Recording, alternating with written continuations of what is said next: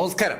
ഷൂക്കിനോട് അകത്തേക്ക് വന്ന ആ മാസ്റ്റർ അങ്ങനെ ചോദിച്ചപ്പോ ഷൂക്കിനൻ ശരിക്കും ഒന്ന് ഞെട്ടി. എന്തുകൊണ്ട് അവളെ മാർക്ക് ഫെല്ലർ കൊന്നില്ല എന്നതാണ് ചോദ്യം.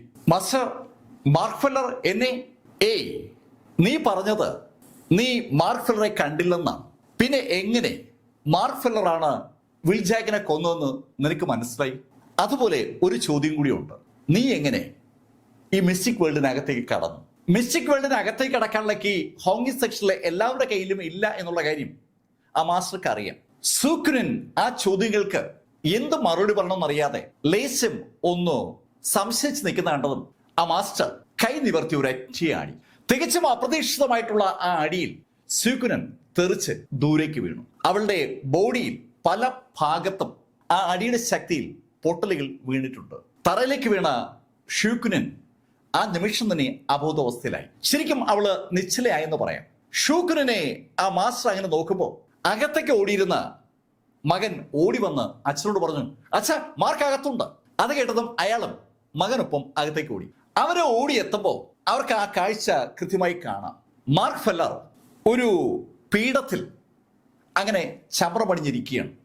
ശരിക്കും അതൊരു കട്ടിലാണ്. ആ കട്ടിൽ ചമ്രം പണിഞ്ഞിരിക്കുന്ന മാർക്ക് ഫെല്ലറുടെ ബോഡിയിൽ നിന്ന് നേർത്ത അളവിൽ ഒരു സുവർണ പ്രകാശം പുറത്തേക്ക് വരികയാണ്. അത് കണ്ടതും മാസ്റ്റർ അയാളുടെ മകനോട് പറഞ്ഞു, മാർക്ക് ബ്രേക്കിംഗ് പോയിന്റിലേക്ക് എത്തിയിരിക്കുകയാണ്. ഇനി താമസിച്ചാൽ അബദ്ധമാവും. അത് കേട്ടതും കാര്യം മനസ്സിലാക്കിയ ആ മാസ്റ്റർ മകൻ മുന്നോട്ട് ഒന്ന് കുതിച്ചു. മാർക്ക് ഫെല്ലർ പൂർണ്ണ നിശബ്ദതയിൽ കണ്ണുകൾ അടച്ച് ആ ബ്രേക്കിംഗ് പോയിന്റിലേക്ക് നീങ്ങിക്കൊണ്ടിരിക്കുകയാണ്. ഒരു ലെവലിൽ നിന്ന് മറ്റൊരു ലെവലിലേക്ക് ഒരാൾ ബ്രേക്ക് ചെയ്യുന്ന സമയത്താണ് ആ ആള് ശരിക്കും വീക്കാവുക. ആ നിമിഷത്തിലാണ് ഇപ്പൊ മാർക്ക് ഫെല്ലറുടെ അടുത്തേക്ക് ഓടിയെത്തിയ ആ ചെറുപ്പക്കാരൻ കൈ നിവർത്തി ഒരു അച്ചയിടി. കട്ടിലിരിക്കുന്ന മാർക്കിന്റെ നെഞ്ചിനും വയറിനും ഇടയിലായിട്ട് ആ കൈ ശക്തമായി പതിച്ചതും മാർക്ക് ഫെല്ലർ ഇരുന്നിടത്തുനിന്ന് ഒരുപാട് ദൂരേക്ക് തെറിച്ചു. ഒറ്റയിടിക്ക് മാർക്ക് ഫെല്ലറെ കൊല്ലുക എന്ന ടാർഗറ്റാണ് ആ ചെറുപ്പക്കാരൻ ഉണ്ടായിരുന്നത്. ദൂരേക്ക് തെറിക്കുമ്പോഴും ആ ഇടി ഏൽക്കുമ്പോഴും മാർക്കിന് അയാളുടെ അവസ്ഥ നന്നായിട്ട് അറിയാം. ആ സമയത്ത് ആ ബ്രേക്കിംഗ് ആക്ടിവിറ്റി നിർത്തിവെച്ചാൽ അത് മാർക്കിനെ ദോഷകരമായി ബാധിക്കും. അതുകൊണ്ട് തന്നെ മാർക്ക് പൂർണ്ണമായും മനസ്സിനെ ഒരൊറ്റ പോയിന്റിലേക്ക് കേന്ദ്രീകരിച്ചിരിക്കുകയാണ്. മനസ്സ് കൈവിട്ടു പോയാൽ അത് ഒരുപാട് ദോഷങ്ങൾ ഉണ്ടാക്കും. മാർക്ക് കൊല്ലപ്പെടാനുള്ള സാധ്യതയുണ്ട്. അതുകൊണ്ട് തന്നെ പൂർണ്ണമായും ആ ബ്രേക്കിംഗ് പോയിന്റിലേക്ക് മാത്രം മനസ്സിനെ ഏകീകരിച്ചിരുന്ന മാർക്ക് ഫെല്ലർ ദൂരേക്ക് വീഴുമ്പോൾ ആ അച്ഛനും മകനും ശരിക്കും അതിശയം. സാധാരണഗതിയിൽ ആ ഒരൊറ്റ ഇടിയിൽ ഏതൊരാളും കൊല്ലപ്പെടേണ്ടതാണ്. മാർഷൽ സെയിന്റ് അല്ലാത്ത ഒരാള് അത്തരത്തിലൊരു ഇടിയിൽ പിടിച്ചു നിൽക്കുക എന്ന് പറഞ്ഞാൽ അത് അസംഭവ്യമാണ്. മാർക്ക് ഫെല്ലർ ദൂരേക്ക് തെറിച്ചെങ്കിലും വീണത് വീണ്ടും ആ ചമ്രം പടിഞ്ഞു തന്നെയാണ്. അവിടെ വീണ മാർക്ക് കണ്ണ് അടച്ചു പിടിച്ചുകൊണ്ട് ശാന്തമായ മുഖത്തോടെ അങ്ങനെ ഇരിക്കുകയാണ്. ആ കാഴ്ച കണ്ടതും മകൻ അച്ഛനോട് പറഞ്ഞു, അച്ഛാ, ഇവൻ ശരിക്കും ശക്തനാണല്ലോ. അത് കേട്ട മാസ്റ്റർ മോനോട് പറഞ്ഞു, നീ മാറി നിൽക്ക്, ഇവനെ ഞാൻ അവസാനിപ്പിക്കാം. തന്റെ മകന്റെ കൈക്കരുത്ത് കൊണ്ട് മാർക്ക് ഫെല്ലറെ അവസാനിപ്പിക്കാൻ പറ്റില്ല എന്ന് തോന്നിയത് കൊണ്ടാണ് ആ മാസ്റ്റർ അങ്ങനെ പറഞ്ഞത്. മാസ്റ്റർ മാർക്ക് ഫെല്ലറുടെ അടുത്തേക്ക് സാവധാനം നടന്നു വന്നു. മാർക്കിന്റെ അടുത്തേക്ക് നടന്നു വന്ന ആ ഹോങ്ങി സെക്ഷന്റെ മാസ്റ്റർ അയാളുടെ കൈ ഒന്ന് ആകാശത്തേക്ക് ഉയർത്തിയതും കയ്യിൽ ഒരു പ്രകാശം ഉണ്ടായി. അയാൾ ആ പ്രകാശത്തെ തള്ളവിരലും രണ്ട് വിരലുകളും ചേർത്ത് ശരിക്കൊന്ന് ചുരുട്ടുകയാണ്. ഇപ്പോ ഒരു ചെറിയ മുനയുള്ള ഒരു അമ്പിന്റെ ശൈലിയിലേക്ക് ആ പ്രകാശം കേന്ദ്രീകരിക്കപ്പെട്ടു. ആ അമ്പ് അയാളുടെ കയ്യിലേക്ക് വന്നതും അയാൾ അമ്പ് കൊണ്ട് ഒരൊറ്റ കുത്ത് മാർക്കിന്റെ ഡാൻറ്റൈൻ പോയിന്റ് ലക്ഷ്യമാക്കിയാണ് അയാൾ ആ പ്രകാശ അമ്പ് കൊണ്ട് മാർക്കിനെ കുത്തിയത്. മാർക്കിന്റെ ബോഡിയിലേക്ക്, വയറിലേക്ക് ആ പ്രകാശം കൊണ്ട് രൂപീകരിക്കപ്പെട്ട അമ്പ് കുത്തിക്കയറുമ്പോൾ മാർക്കിന് ശരിക്കും ശക്തമായ പെയിൻ അനുഭവപ്പെടുന്നുണ്ട്. ആ കുത്ത് മാർക്കിന്റെ ഗോൾഡൻ കോറിൽ കൊണ്ടില്ല എന്ന് പറഞ്ഞ് വയറിലൂടെ കടന്നു പോവുകയാണ്. എന്നിട്ടും മാർക്ക് കണ്ണു തുറന്നില്ല. മാർക്ക് കണ്ണ് അടച്ചു പിടിച്ചിരിക്കുകയാണ്. മാർക്ക് ആ ബ്രേക്കിംഗ് പോയിന്റിന്റെ ലാസ്റ്റ് സ്റ്റേജിലാണ്. മാർക്ക് ഇരുന്നിടത്തുനിന്ന് എണീറ്റിട്ട് പോലുമില്ല, തെറിച്ചിട്ടുമില്ല. അത് കണ്ട ആ മാസ്റ്ററുടെ ദേഷ്യം ഒന്നുകൂടി വർദ്ധിച്ചു. മാർക്ക് ഫെല്ലർ, നീ ശരിക്കും ശക്തനാണ്. നിന്നെപ്പോലെ ഒരാളെ കൊല്ലേണ്ടി വരുന്നതിൽ എനിക്ക് ശരിക്കും വിഷമമുണ്ട്. അങ്ങനെ മാർക്കിനോട് പറഞ്ഞിട്ട് അയാൾ വീണ്ടും കൈ ഒന്ന് ഉയർത്തി. വീണ്ടും അയാളുടെ കയ്യിൽ ആ പ്രകാശം ഒരു അമ്പിന്റെ രൂപത്തിലേക്ക് കേന്ദ്രീകരിക്കപ്പെട്ടു. അമ്പിന്റെ രൂപത്തിലേക്ക് കേന്ദ്രീകരിക്കപ്പെട്ട ആ പ്രകാശത്തെ വീണ്ടും അയാൾ അതിശക്തമായി മാർക്കിന്റെ വയറ്റിലേക്ക് കുത്തുകയാണ്. ആ പ്രകാശം അയാളുടെ ആ വിരലിന്റെ ചലനത്തിനനുസരിച്ച് ഒരു അമ്പ് പോലെ മാർക്കിന്റെ ആ വയറിലേക്ക് ഇടിച്ചു കയറുമ്പോൾ കൃത്യമായിട്ടും അത് ഗോൾഡൻ കോറിൽ തന്നെ തറച്ചു കയറി. പക്ഷേ എന്നിട്ടും മാർക്ക് ഫെല്ലർ കണ്ണു തുറന്നിട്ടില്ല. ശക്തമായ വേദന മാർക്കിന് അനുഭവപ്പെടുന്നുണ്ട്. 2 കുത്താണ് മാർക്കിന്റെ വയറ്റിൽ അനുഭവപ്പെട്ടിരിക്കുന്നത്. അതിശക്തമായി 2 തവണ മാർക്ക് ഫെല്ലറെ ആ പ്രകാശം കൊണ്ടുള്ള അമ്പ് ഉപയോഗിച്ച് ആക്രമിച്ചിട്ടും മാർക്ക് കൊല്ലപ്പെട്ടില്ല എന്ന യാഥാർത്ഥ്യം ആ അച്ഛനെയും മകനെയും തെല്ലൊന്നുമല്ല അമ്പരപ്പിച്ചത്. അച്ഛ, ഇവന്റെ ബോഡി ശരിക്കും ശക്തമാണ്. ഇത്രയും ശക്തമായ ബോഡി ഒരു മനുഷ്യന് ഉണ്ടാവും? മകന്റെ ചോദ്യത്തിൽ അർത്ഥമുണ്ടെന്ന് മാർക്ക് ഫെല്ലറെ നിരീക്ഷിച്ചുകൊണ്ടിരിക്കുന്ന ആ മാസ്റ്റർക്കും അറിയാം. ആ ചോദ്യത്തിന് ഉത്തരമായി മാസ്റ്റർ അവസാനവട്ടം ഒരു ശ്രമം കൂടി നടത്താനുള്ള ശ്രമത്തിലാണ്. അയാളുടെ 2 കൈയും ഒന്ന് ഉയർത്തി. ഇപ്പോ 2 കൈയിലും പ്രകാശമുണ്ട്. ആ പ്രകാശത്തെ അയാൾ തൊട്ടപ്പോ അത് ശരിക്കും ഘനീഭവിച്ചു വരികയാണ്. അല്പസമയം കഴിഞ്ഞതും നീളമുള്ള ഒരു അമ്പിന്റെ അതേ ശൈലിയിലേക്ക് ആ പ്രകാശത്തെ അയാൾ ഒതുക്കിയെടുത്തു. ആ അമ്പിനെ അയാൾ 2 കൈ കൊണ്ടും ഒന്ന് മുകളിലേക്ക് ഉയർത്തിപ്പിടിച്ചിട്ട് ആ അമ്പിനെ അയാൾ അതിശക്തമായി മാർക്കിന്റെ വയറ്റിലേക്ക് ആഞ്ഞിടിക്കുകയാണ്. ഒരു കുന്തം കൊണ്ട് ആളെ കുത്തുന്ന പോലെ അയാൾ ആ പ്രകാശത്തെ 2 കൈ കൊണ്ടും മാർക്ക് ഫെല്ലറുടെ വയറ്റിലേക്ക് കേന്ദ്രീകരിച്ചു. കൃത്യമായും മാർക്കിന്റെ ഡാന്റേൻ പോയിന്റ് ആണ് ഇപ്പോൾ അയാൾ ടാർഗറ്റ് ചെയ്തത്. ഡാന്റേൻ പോയിന്റിലേക്ക് ആ പ്രകാശം ടാർഗറ്റ് ചെയ്ത് മാർക്കിന്റെ വയറിൽ തൊട്ട നിമിഷത്തിൽ മാർക്ക് ഒന്ന് അനങ്ങി. മാർക്ക് ഒന്ന് അനങ്ങിയതും മാർക്കിന്റെ ബോഡിയിൽ തൊട്ട് ആ പ്രകാശം പുറകോട്ടങ്ങി കടന്നു. ആ പ്രകാശം അതിശക്തമായി മാർക്കിനെ കവർ ചെയ്ത് പുറകിലുള്ള ചുവരിലിടിച്ചു. ആ നിമിഷത്തിൽ ആ പ്രകാശത്തിന്റെ പവറിൽ ആ ചുവരിടിഞ്ഞ് താഴേക്ക് വീണു. ഇതൊക്കെ കണ്ണഞ്ചിക്കുന്ന വേഗതല സംഭവിക്കുന്നത്. ആ ചുവരെല്ലാം കൂടെ ഇടിഞ്ഞ് വീഴുന്നത് മാർക്ക് ഫെല്ലറുടെ ബോഡിക്ക് മുകളിലൂടെയാണ്. ശരിക്കും പൊടി പടലങ്ങൾ മാത്രം ഇപ്പൊ അവിടെ കാണാം. അച്ഛനും മകനും ആ പൊടി പടലങ്ങളുടെ ഇപ്പുറത്ത് നിൽക്കുകയാണ്. എന്താണ് സംഭവിച്ചിരിക്കുന്നതെന്ന് ആ മാസ്റ്റർക്കും മകനും വ്യക്തമായ ധാരണയൊന്നുമില്ല. ഏതാനും സെക്കൻഡുകൾ നേരം ആ മാസ്റ്റർ മകനും ആ പൊടി പടലത്തിലേക്കും മൺകൂമ്പാരത്തിലേക്കും അങ്ങനെ നോക്കി നിന്നിട്ട് പതുക്കെ ആ കൂമ്പാരത്ത് നേരെ നടന്നു തുടങ്ങി. മാർക്ക് ഫെല്ലറുടെ ഡെഡ് ബോഡി അവർക്ക് വേണം. അതിനുവേണ്ടിയാണ് അവർ ആ മൺകൂനയ്ക്ക് നേരെ നടന്നു തുടങ്ങിയത്. മൺകൂനയ്ക്ക് നേരെ നടന്നു വരുന്ന അച്ഛനും മകനും പെട്ടെന്ന് നിന്നു പോവുകയാണ്. കാരണം ആ മൺകൂന ചലിച്ചു തുടങ്ങി. ആ മൺകൂന ചലിച്ചു തുടങ്ങുമ്പോൾ സ്വാഭാവികമായിട്ടും അവരുടെ ചലനം അവസാനിക്കുകയാണ്. ആ മൺകൂനയുടെ ചലനം കണ്ട് ആ അച്ഛനും മകനും ഓട്ടോമാറ്റിക്കായിട്ട് നിന്നുപോയതാണ്. മൺകൂന ഒന്ന് ചലിച്ചതും മണ്ണും കല്ലും പൊടിപടലങ്ങളും എല്ലാം കൂടി ഒന്ന് മുകളിലേക്ക് പറന്നു.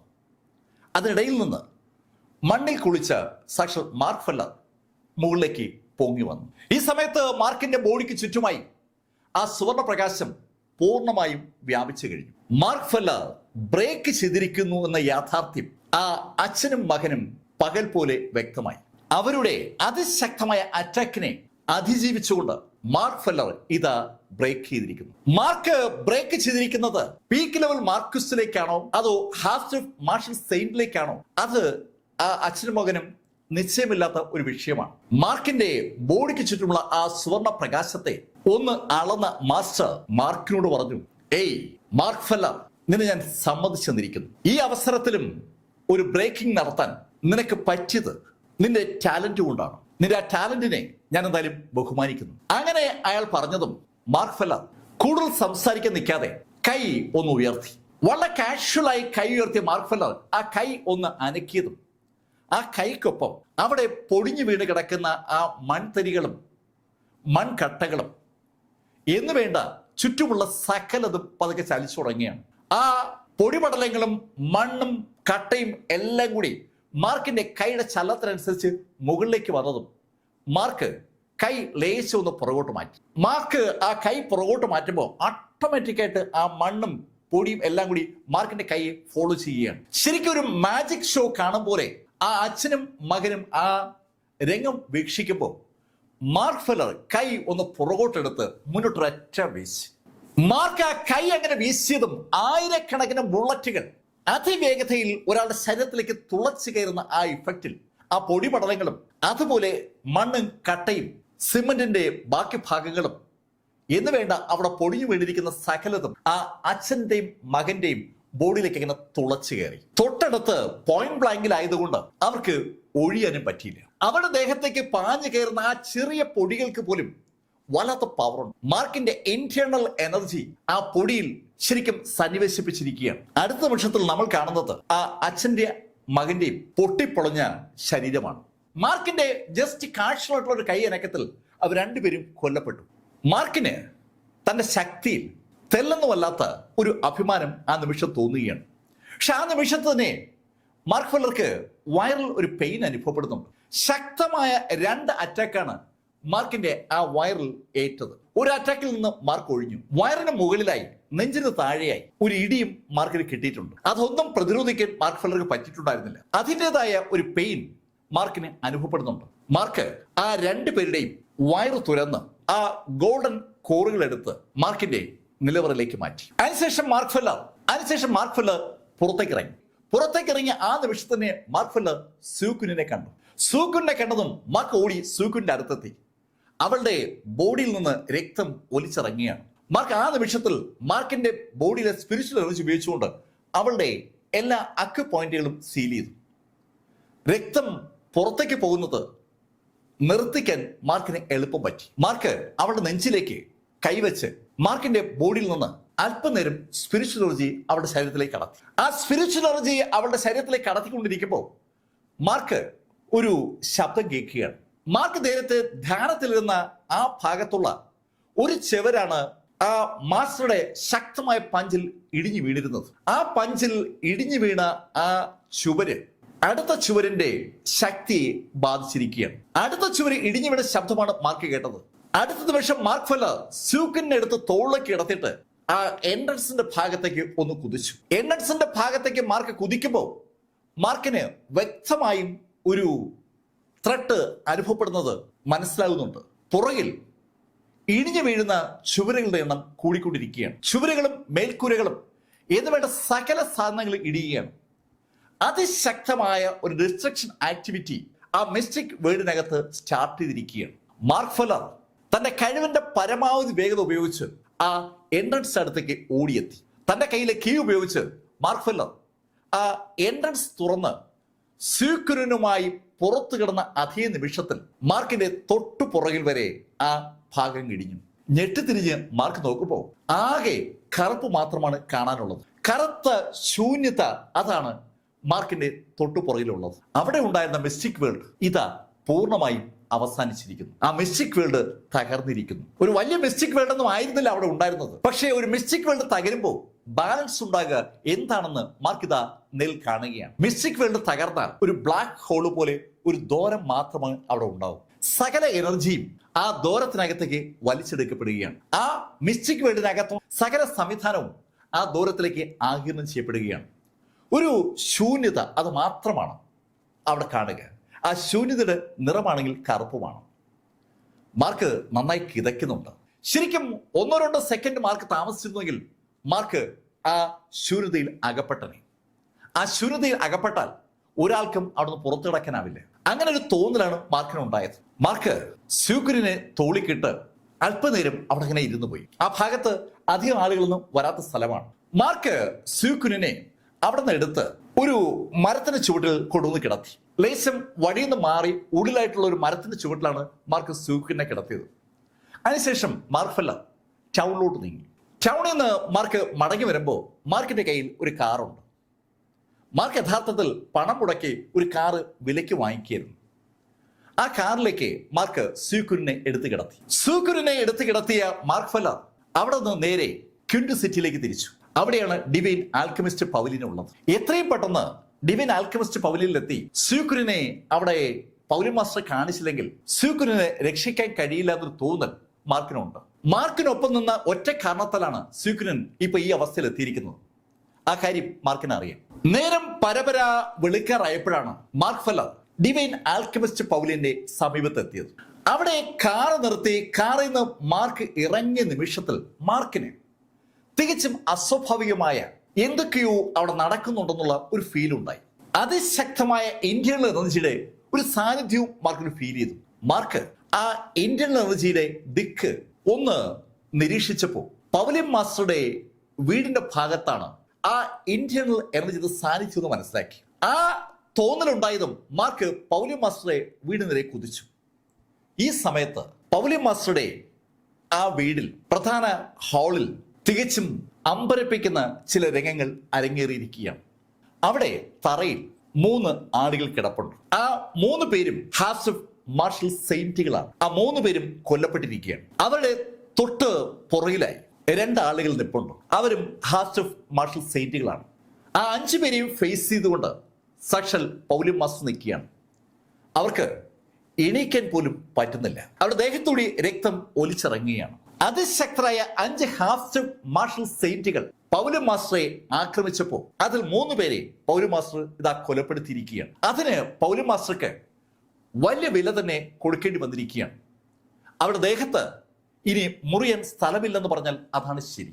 രക്തത്തിൽ കുളിച്ചു നിൽക്കുന്ന പൗലിൻ മാസ്റ്റർ ആ ആഗതരെ തന്നെ അങ്ങനെ നോക്കി നിൽക്കുമ്പോൾ അതിലൊരാൾ പൗലിൻ മാസ്റ്ററോട് പറഞ്ഞു, ഏയ് യുവാന, നീ എത്ര ശ്രമിച്ചാലും ഇനി നിനക്ക് രക്ഷയില്ല. പക്ഷെ ഇപ്പോഴും നിന്നോടുള്ള ഒരു സ്നേഹം കൊണ്ട് ഞാൻ പറയാം, നിനക്ക് വേണമെങ്കിൽ രക്ഷപ്പെടാം. നീ ആ എമിലി ബ്ലാക്കിനെ ഞങ്ങൾക്ക് ഹാൻഡ് ഓവർ ചെയ്യും. എമിലി ബ്ലാക്കിനെ തേടി വന്ന 5 ടീമിലെ അവശേഷിക്കുന്ന 2 പേരിൽ ഒരാളാണ് ആ ഡയലോഗ് പറഞ്ഞത്. അത് കേട്ടതും പൗലിൻ മാസ്റ്റർ അയാളോട് പറഞ്ഞു, ഹേയ് അത് നടക്കില്ല. ഏയ് യുവാന, അത് നടക്കില്ല എന്ന് പറയുമ്പോ നീ നിന്റെ മരണ വാറണ്ട് ഒപ്പിടുകയാണെന്ന് മറക്കരുത്. എമിലി ബ്ലാക്കിനെ ഹാൻഡ് ഓവർ ചെയ്യാൻ പൗലിൻ മാസ്റ്റർക്ക് കഴിഞ്ഞാൽ അവർക്ക് അവരുടെ ജീവൻ രക്ഷിക്കാം. പക്ഷെ ജീവൻ പോയാലും എമിലി ബ്ലാക്കിനെ ഹാൻഡ് ഓവർ ചെയ്യില്ല എന്ന് പൗലിൻ മാസ്റ്റർ ഉറപ്പിച്ചു പറഞ്ഞതും ആ 2 പേരും പതുക്കെ മുന്നോട്ട് നടന്നു. ശരിക്കും അതിശക്തമായ ഇന്റേണൽ എനർജി അവരുടെ ബോഡിയിൽ നിന്ന് പുറത്തേക്ക് വരുന്നുണ്ട്. ശക്തരായ ആ ഹാഫ് മാർഷൽ സെയിന്റുകൾ പൗലിൻ മാസ്റ്ററെ ഒന്ന് നോക്കിയിട്ട് അവരുടെ കൈകളൊന്ന് വിടർത്തി. അതിശക്തമായ ഇന്റേണൽ എനർജി കൊണ്ട് അവർ പൗലിൻ മാസ്റ്ററെ ആക്രമിക്കാൻ പോവുകയാണ്. ആ കാര്യം ബോധ്യപ്പെട്ട പൗലിൻ മാസ്റ്റർ അവരുടെ കാല് തറയിൽ ആഞ്ഞൊന്ന് ചവിട്ടി. ആ നിമിഷത്തിൽ അവരുടെ ബോഡിക്ക് ചുറ്റുമായി പർപ്പിൾ നിറത്തിലുള്ള ഒരു പ്രകാശം പതുക്കെ വ്യാപിച്ചു വരികയാണ്. ആ പർപ്പിൾ നിറത്തിലുള്ള പ്രകാശത്തിന് ഒരു താമരയുടെ രൂപമാണുള്ളത്. ഒരു പർപ്പിൾ താമരയ്ക്കുള്ളിലേക്ക് പൗലിൻ മാസ്റ്റർ കടക്കുകയാണ്. ആ പർപ്പിൾ താമരയുടെ വലിപ്പം പതുക്കെ പതുക്കെ കൂടി വന്നു. ആ പർപ്പിൾ താമര അവരുടെ അതിശക്തമായ ആയുധമാണ്. ആ പർപ്പിൾ താമര ഉപയോഗിച്ച് ആ 2 ഹാഫ് മാർഷൽ സെയിന്റുകളെയും തളയ്ക്കാൻ കഴിയുമെന്ന പൂർണ്ണ വിശ്വാസം പൗലിൻ മാസ്റ്റർക്ക് ഉണ്ടെന്ന് അവരുടെ മുഖഭാവം വിളിച്ചു പറയുന്നുണ്ട്. അതിശക്തരായ 2 മാർഷൽ സെയിന്റുകളാണ് പൗലിൻ മാസ്റ്ററെ മുന്നിൽ നിൽക്കുന്നത്. പൗലിൻ മാസ്റ്റർ ആ പർപ്പിൾ താമര സൃഷ്ടിച്ച് അതിനെ ശക്തമായി മുന്നോട്ട് പ്രസരിപ്പിച്ചപ്പോൾ ആ അർദ്ധ മാർഷൽ സെയിന്റുകൾ അവരുടെ കൈ മുന്നോട്ടൊന്ന് ചലിപ്പിച്ചു. അവരുടെ കയ്യിൽ നിന്ന് പുറത്തേക്ക് വന്ന ആ ചുവന്ന പ്രകാശവും പൗലിൻ മാസ്റ്ററുടെ ആ പർപ്പിൾ നിറത്തിലുള്ള താമരയും തമ്മിൽ കൂട്ടിമുട്ടിയതും ശരിക്കും അവിടെ ഒരു പൊടിപടലം ഉണ്ടായി. പർപ്പിൾ താമരയ്ക്ക് നേരത്തെ ഉണ്ടായിരുന്ന ആ പവർ നിലനിർത്താൻ പറ്റിയിട്ടില്ല. അത് അടുത്ത നിമിഷം തന്നെ പൗലിൻ മാസ്റ്റർക്ക് മനസ്സിലായി. പൗലിൻ മാസ്റ്റർ കുറച്ച് പുറകോട്ട് തെറിച്ചു വീഴുകയും ചെയ്തു. തെറിച്ചു വീണ പൗലിൻ മാസ്റ്റർ വായിന്ന് രക്തം പുറത്തേക്ക് ഒഴുകിക്കൊണ്ടിരിക്കുകയാണ്. അവരുടെ മുഖത്ത് നോക്കി രക്തം വരുന്നുണ്ട്. അവർ കൈകൊണ്ട് വായിൽ രക്തം തുടയ്ക്കുമ്പോൾ ആ ഹാഫ് മാർഷൽ സെയിന്റുകളിൽ ഒരാൾ അവരോട് പറഞ്ഞു, യുവന, നീ അവസാനിച്ചു.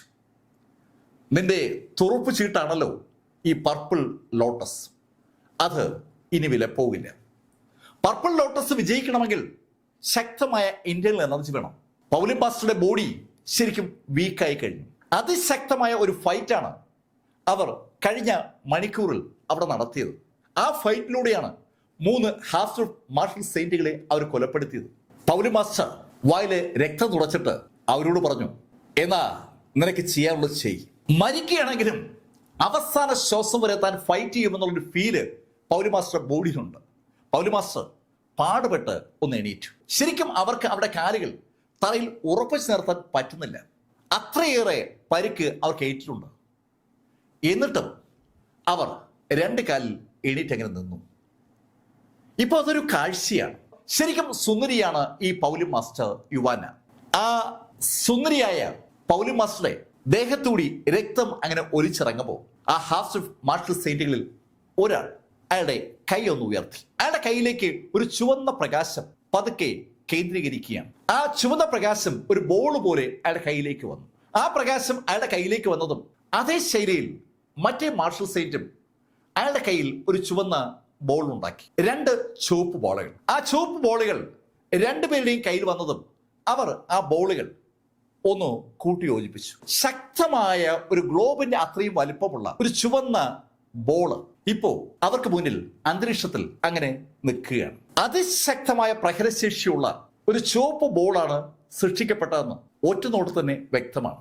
ആ ചുവപ്പ് ബോള് പൗലി മാസ്റ്റർക്ക് മുന്നിൽ അങ്ങനെ സസ്പെൻഡ് ചെയ്ത് ആകാശത്ത് നിർത്തിക്കൊണ്ട് ആ ഹാഫ് മാർഷൽ സെയിന്റുകളിൽ സീനിയർ തോന്നുന്ന ആള് പൗലി മാസ്റ്ററോട് പറഞ്ഞു, ഞാൻ അവസാനമായി ചോദിക്കുകയാണ്, യുവാന എമിലി ബ്ലാക്കിനെ നീ ഹാൻഡ് ഓവർ ചെയ്യാൻ തയ്യാറാണോ? ഞാൻ അതിന്റെ മറുപടി പലതവണ പറഞ്ഞതാണ്.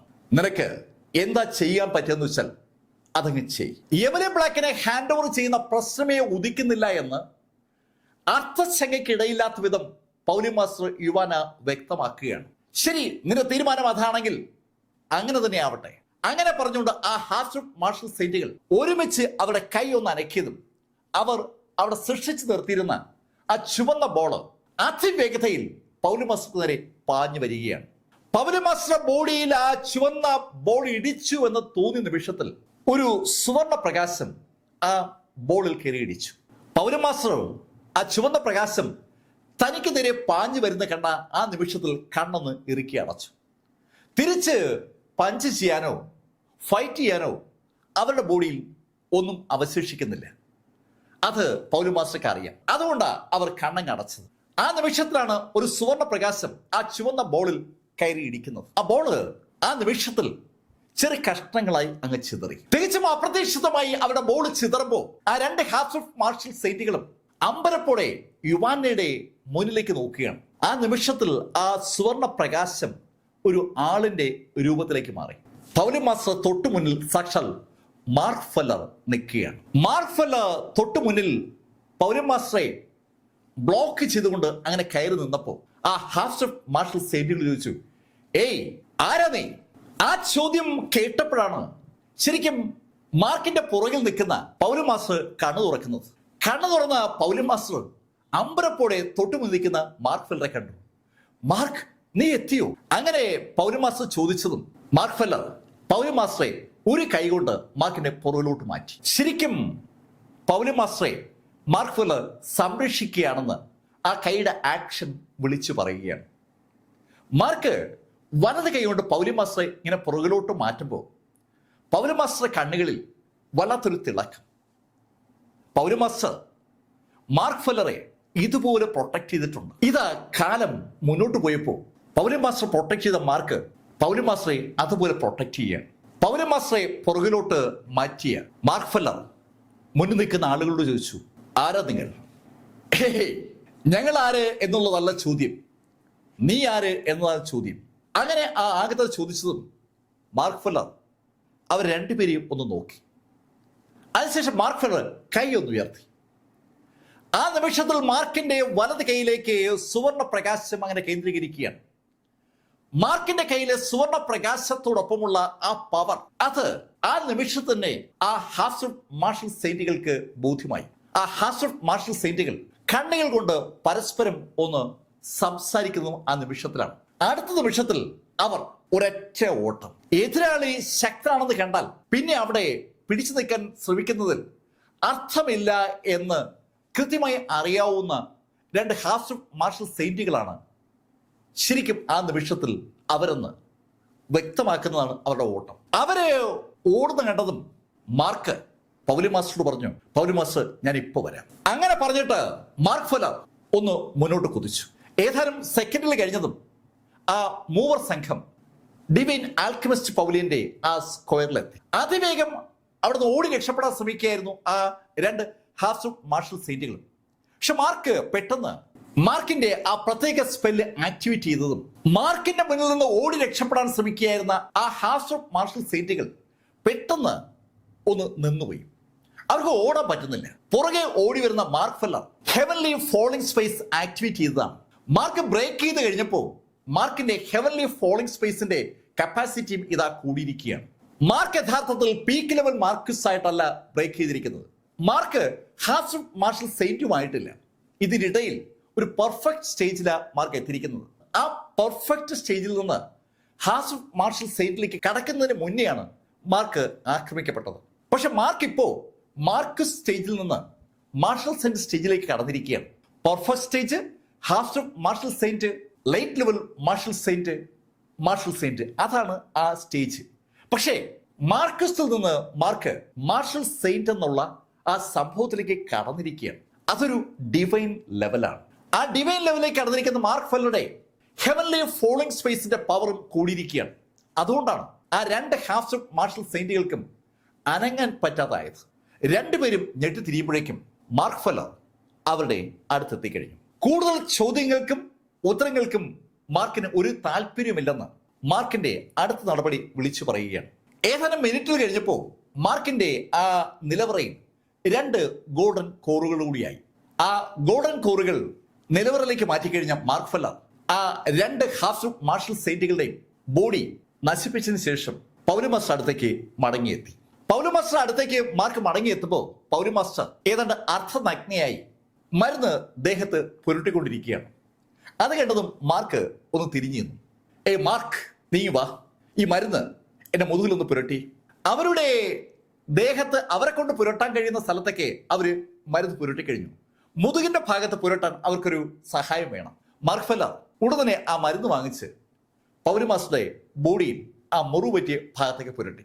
ശരിക്കും കാര്യമായ പരിക്ക് പൗലോമാസ്റ്റർക്ക് ഏറ്റിട്ടുണ്ട്. പക്ഷെ അതൊന്നും അവർ കാണിക്കുന്നില്ല. മാർക്ക് ഫെല്ലർ ആ ബോഡി മുഴുവൻ മരുന്ന് പുരട്ടി കഴിഞ്ഞതും പെട്ടെന്ന് മാർക്ക് ഒന്ന് ചുമച്ചു. മാർക്ക് ചുമക്കുന്ന കണ്ടതും പൗലോമാസ്റ്റർ തിരിഞ്ഞ് മാർക്കിനെ നോക്കുമ്പോൾ മാർക്ക് ഛർദ്ദിക്കുകയാണ്. മാർക്കിന്റെ വായിൽ നിന്ന് കുറെ രക്തം പുറത്തേക്ക് വീണു. മാർക്ക്, എന്തു പറ്റി? ആ ചോദ്യം പൗലോമാസ്റ്റർ ചോദിച്ചതും മാർക്ക് ഒരു നിമിഷം ഒന്ന് കണ്ണടച്ചു. അടുത്ത നിമിഷത്തിൽ മാർക്കിന്റെ ആ ബോഡിയിൽ അനുഭവപ്പെട്ട പെയിനിങ് പോവുകയും ചെയ്തു. മാർക്ക് നടന്ന കാര്യങ്ങളൊക്കെ പൗലോമാസ്റ്ററെ ധരിപ്പിച്ചു. മാർക്ക്, നീ പറയുന്നത് നിന്റെ ഗോൾഡൻ കോറിൽ പരിക്ക് പറ്റിയെന്നാണോ? അതെ പൗലോമാസ്റ്റർ, 2 തവണ എന്റെ ഗോൾഡൻ കോറിൽ കുത്തു കിട്ടിയിരിക്കുകയാണ്. ശരിക്കും അത് ഡാമേജ് ആയിട്ടുണ്ട്. പൗലോമാസ്റ്റർ, ഈ ഡാമേജ് കുഴപ്പമാണോ? മാർക്ക് അങ്ങനെ ചോദിച്ചാൽ അതിന്റെ ഉത്തരം അതേന്നാണ്, കുഴപ്പമാണ്. പൗലോമാസ്റ്റർ, എന്ത് കുഴപ്പമാ ഉണ്ടാവുക? മാർക്ക്, ഗോൾഡൻ കോർ തകർന്നാൽ സ്പിരിച്വൽ എനർജി ശരീരത്തിൽ കേന്ദ്രീകരിക്കാൻ പറ്റാതെ ആവും. സ്വാഭാവികമായിട്ടും ഇന്റർണൽ സ്ട്രെങ്ത് പൂർണ്ണമായും നിനക്ക് നഷ്ടമാകും. മാർക്കിന്റെ സ്ട്രെങ്തിന്റെ ഒരു ഭാഗം സ്പിരിച്വൽ എനർജിയുമായി കണക്റ്റഡ് ആണ്. സ്പിരിച്വൽ എനർജി ഉപയോഗിച്ച് ഒന്നും ചെയ്യാൻ പറ്റാത്ത സാഹചര്യമാകുക എന്ന് പറഞ്ഞാൽ മാർക്കിനെ ആർക്കും തോൽപ്പിക്കാൻ പറ്റുന്ന ഒരു സാഹചര്യം ഉണ്ടാകുമെന്നാണ് പൗലോമാസ്റ്റർ പറഞ്ഞത്. കേട്ടതും മാർക്ക് പൗലോമാസ്റ്ററോട് ചോദിച്ചു, പൗലോമാസ്റ്റർ, ഇതിന് പരിഹാരമൊന്നുമില്ലേ? പൗലോമാസ്റ്റർ വിചാരിച്ചാൽ ചികിത്സിക്കാൻ പറ്റില്ലേ? മാർക്ക്, എല്ലാത്തിനും ലിമിറ്റേഷൻസ് ഉണ്ട്. മാർക്ക്, എനിക്ക് നിന്റെ അസുഖം ചികിത്സിച്ച് ഭേദമാക്കാൻ പറ്റും. പക്ഷെ എനിക്ക് അതിന് ഒരു മരുന്നുണ്ടാക്കണം. ആ മരുന്നുണ്ടാക്കാൻ ഒരു പ്രത്യേക ചെടി വേണം. പൗലോമാസ്റ്റർ, പറ, ഏത് ചെടിയാ വേണ്ട, ഞാൻ സംഘടിപ്പിക്കാം. മാർക്ക്, ആ ചെടി അത്ര എളുപ്പത്തിൽ കിട്ടുന്ന ഒന്നല്ല. അതിന്റെ പേര് ഹെവൻലി വാനില എന്നാണ്.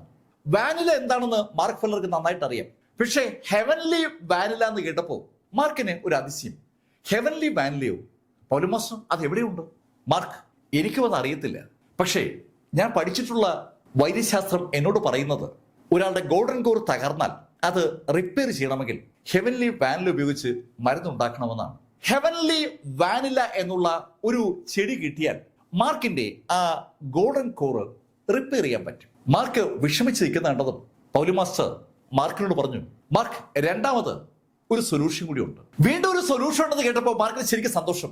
പൗലോമാസ്റ്റർ, എന്താ അത്?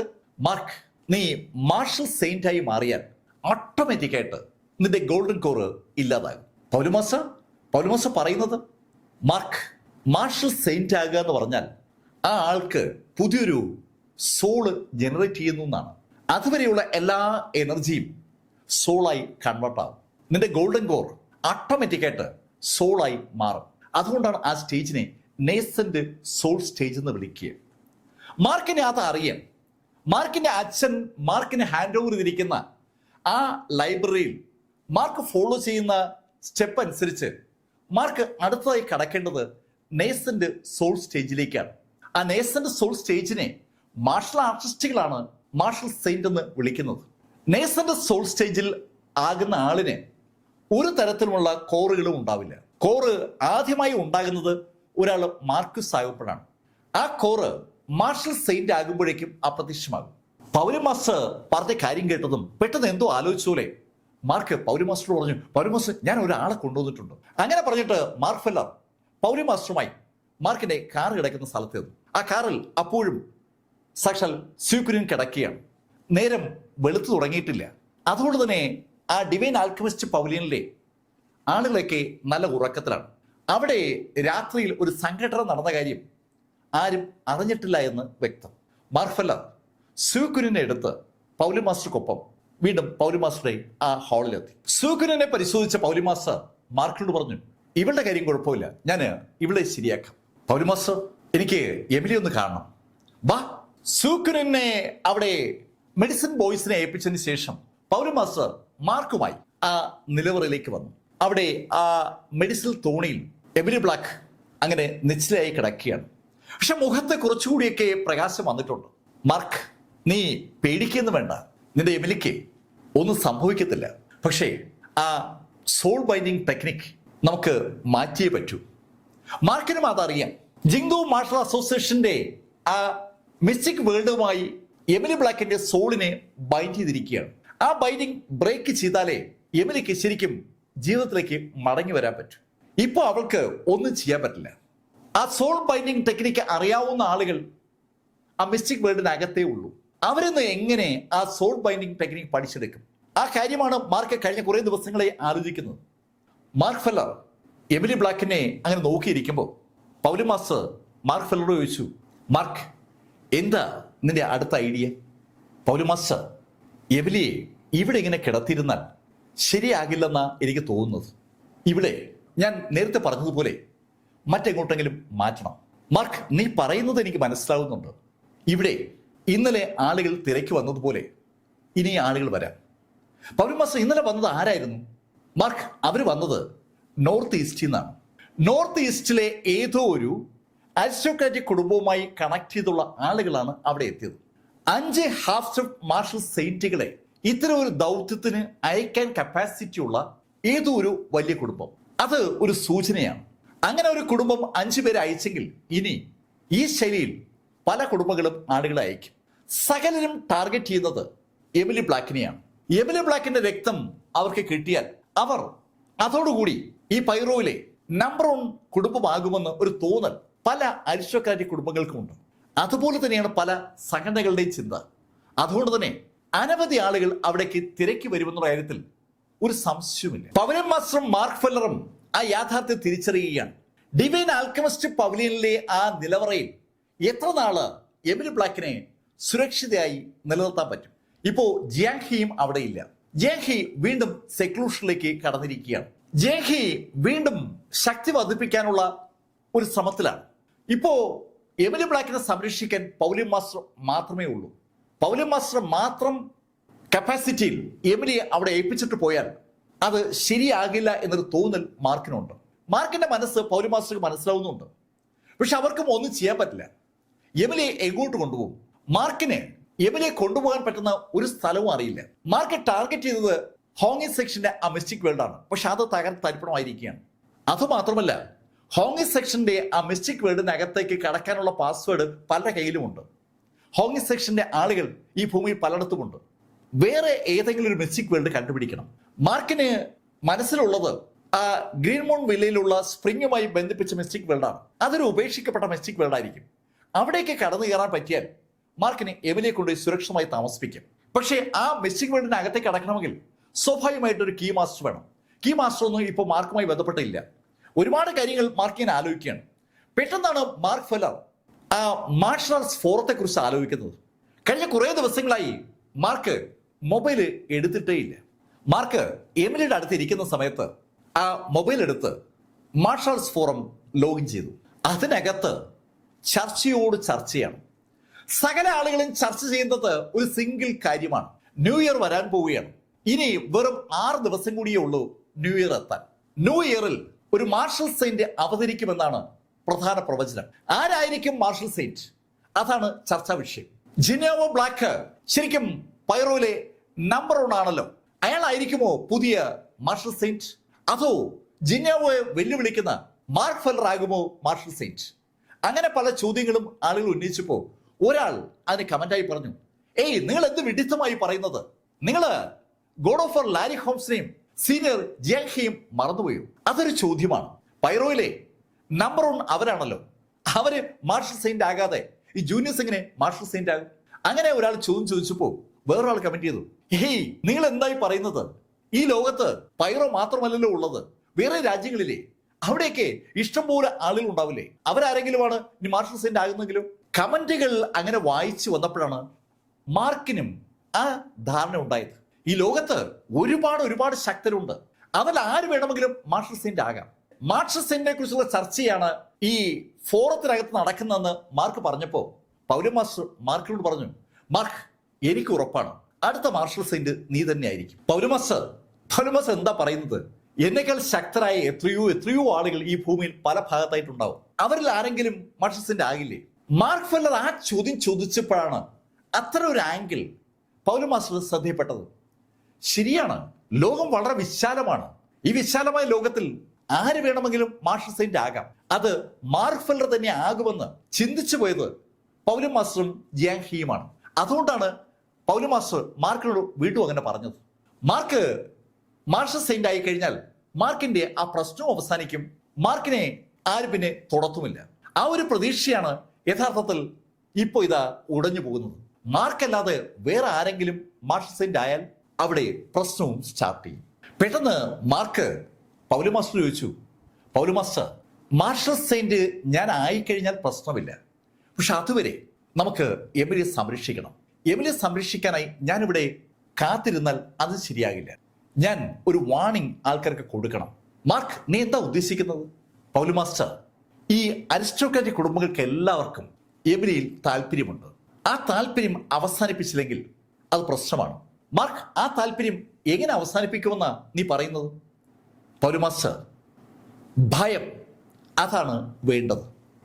നീ പറയുന്നത്? പൗലോസ് മാസ്റ്റർ, ഈ അരിസ്റ്റോക്രാറ്റിക് കുടുംബങ്ങൾക്ക് ശരിക്കും ഒരു ധാർഷ്ട്യമുണ്ട്. അതേസമയം അവരെല്ലാം ഭീരുക്കളുമാണ്. അവരെ ഭയപ്പെടുത്തിയാൽ അവർ പിന്നെ പുറത്തിറങ്ങത്തില്ല. അവർ ഭയം ഉണ്ടാകണമെങ്കിൽ അവരിൽ ഒരു കുടുംബത്തെ ഞാൻ ടാർഗറ്റ് ചെയ്യണം. അതിന് പറ്റിയത് ഈ നോർത്ത് ഈസ്റ്റിലെ കുടുംബമാണെന്ന് എനിക്ക് തോന്നുന്നു. മാർക്ക് ഫെല്ലർ പറഞ്ഞ കാര്യം കേട്ടതും പൗലോസ് മാസ്റ്റർ മാർക്കിനോട് പറഞ്ഞു, മാർക്ക്, എനിക്ക് അതത്ര നല്ല ആശയമായി തോന്നുന്നില്ല. അങ്ങ് നോർത്ത് ഈസ്റ്റിലുള്ള ഒരു അരിസ്റ്റോക്രാറ്റിക് കുടുംബത്തിൽ ചില ആളുകൾ കൊല്ലപ്പെട്ടാൽ അത് ഈ ന്യൂ സെലസ്റ്റിലെ ആളുകളെ ബാധിക്കാൻ ഒരു സാധ്യതയും ഞാൻ കാണുന്നില്ല. ന്യൂ സെലസ്റ്റിലെ അരിസ്റ്റോക്രാറ്റിക് കുടുംബങ്ങൾ ഈ ഭൂമിയിലെ ഏറ്റവും നല്ല ആളുകളായിട്ടാണ് അവർ സ്വയം കരുതുന്നത്. അവരുടെ രക്തം അത്ര പരിശുദ്ധമാണെന്നൊക്കെയുള്ള ഒരു ഫീൽ അവർക്കെല്ലാം ഉണ്ട്. അതുകൊണ്ട് തന്നെ വേറെ എവിടെയെങ്കിലും ആർക്കെങ്കിലും എന്തെങ്കിലും സംഭവിച്ചാൽ അവർ അത് വലിയ ശ്രദ്ധയൊന്നും കൊടുക്കില്ല.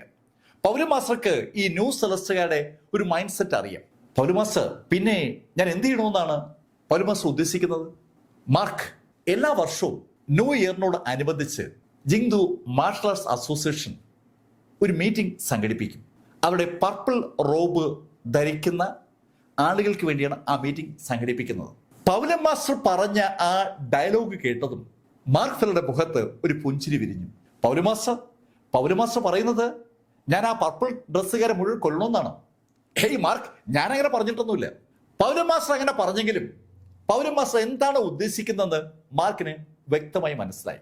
മാർക്ക് പൗലോസ് മാസ്റ്ററോട് യാത്ര പറഞ്ഞിട്ട് അവിടെ നിന്ന് ഇറങ്ങി. പക്ഷെ അന്ന് വൈകുന്നേരം തന്നെ മാർക്ക് ഫെല്ലർ മടങ്ങി എത്തുകയും ചെയ്തു. ഹേയ് മാർക്ക്, നീ എന്താ വേഗം വന്നത്? അങ്ങനെ മാർക്കിനോട് പൗലോസ് മാസ്റ്റർ ചോദിച്ചതും മാർക്കിന്റെ നിലവറയിൽ നിന്ന് കുറേയേറെ സാധനങ്ങൾ എടുത്ത് പുറത്തേക്ക് വെച്ചു. ആ സാധനങ്ങൾ കണ്ട പൗലോസ് മാസ്റ്റർ കണ്ണുമിഴിച്ച് ആ സാധനങ്ങളിലേക്ക് നോക്കിയിട്ട് മാർക്കിനോട് ചോദിച്ചു, മാർക്ക്, ഇത് ഫോർമേഷൻ ഉപയോഗിക്കുന്ന സാധനങ്ങളല്ലേ? അതെ പൗലോസ് മാസ്റ്റർ.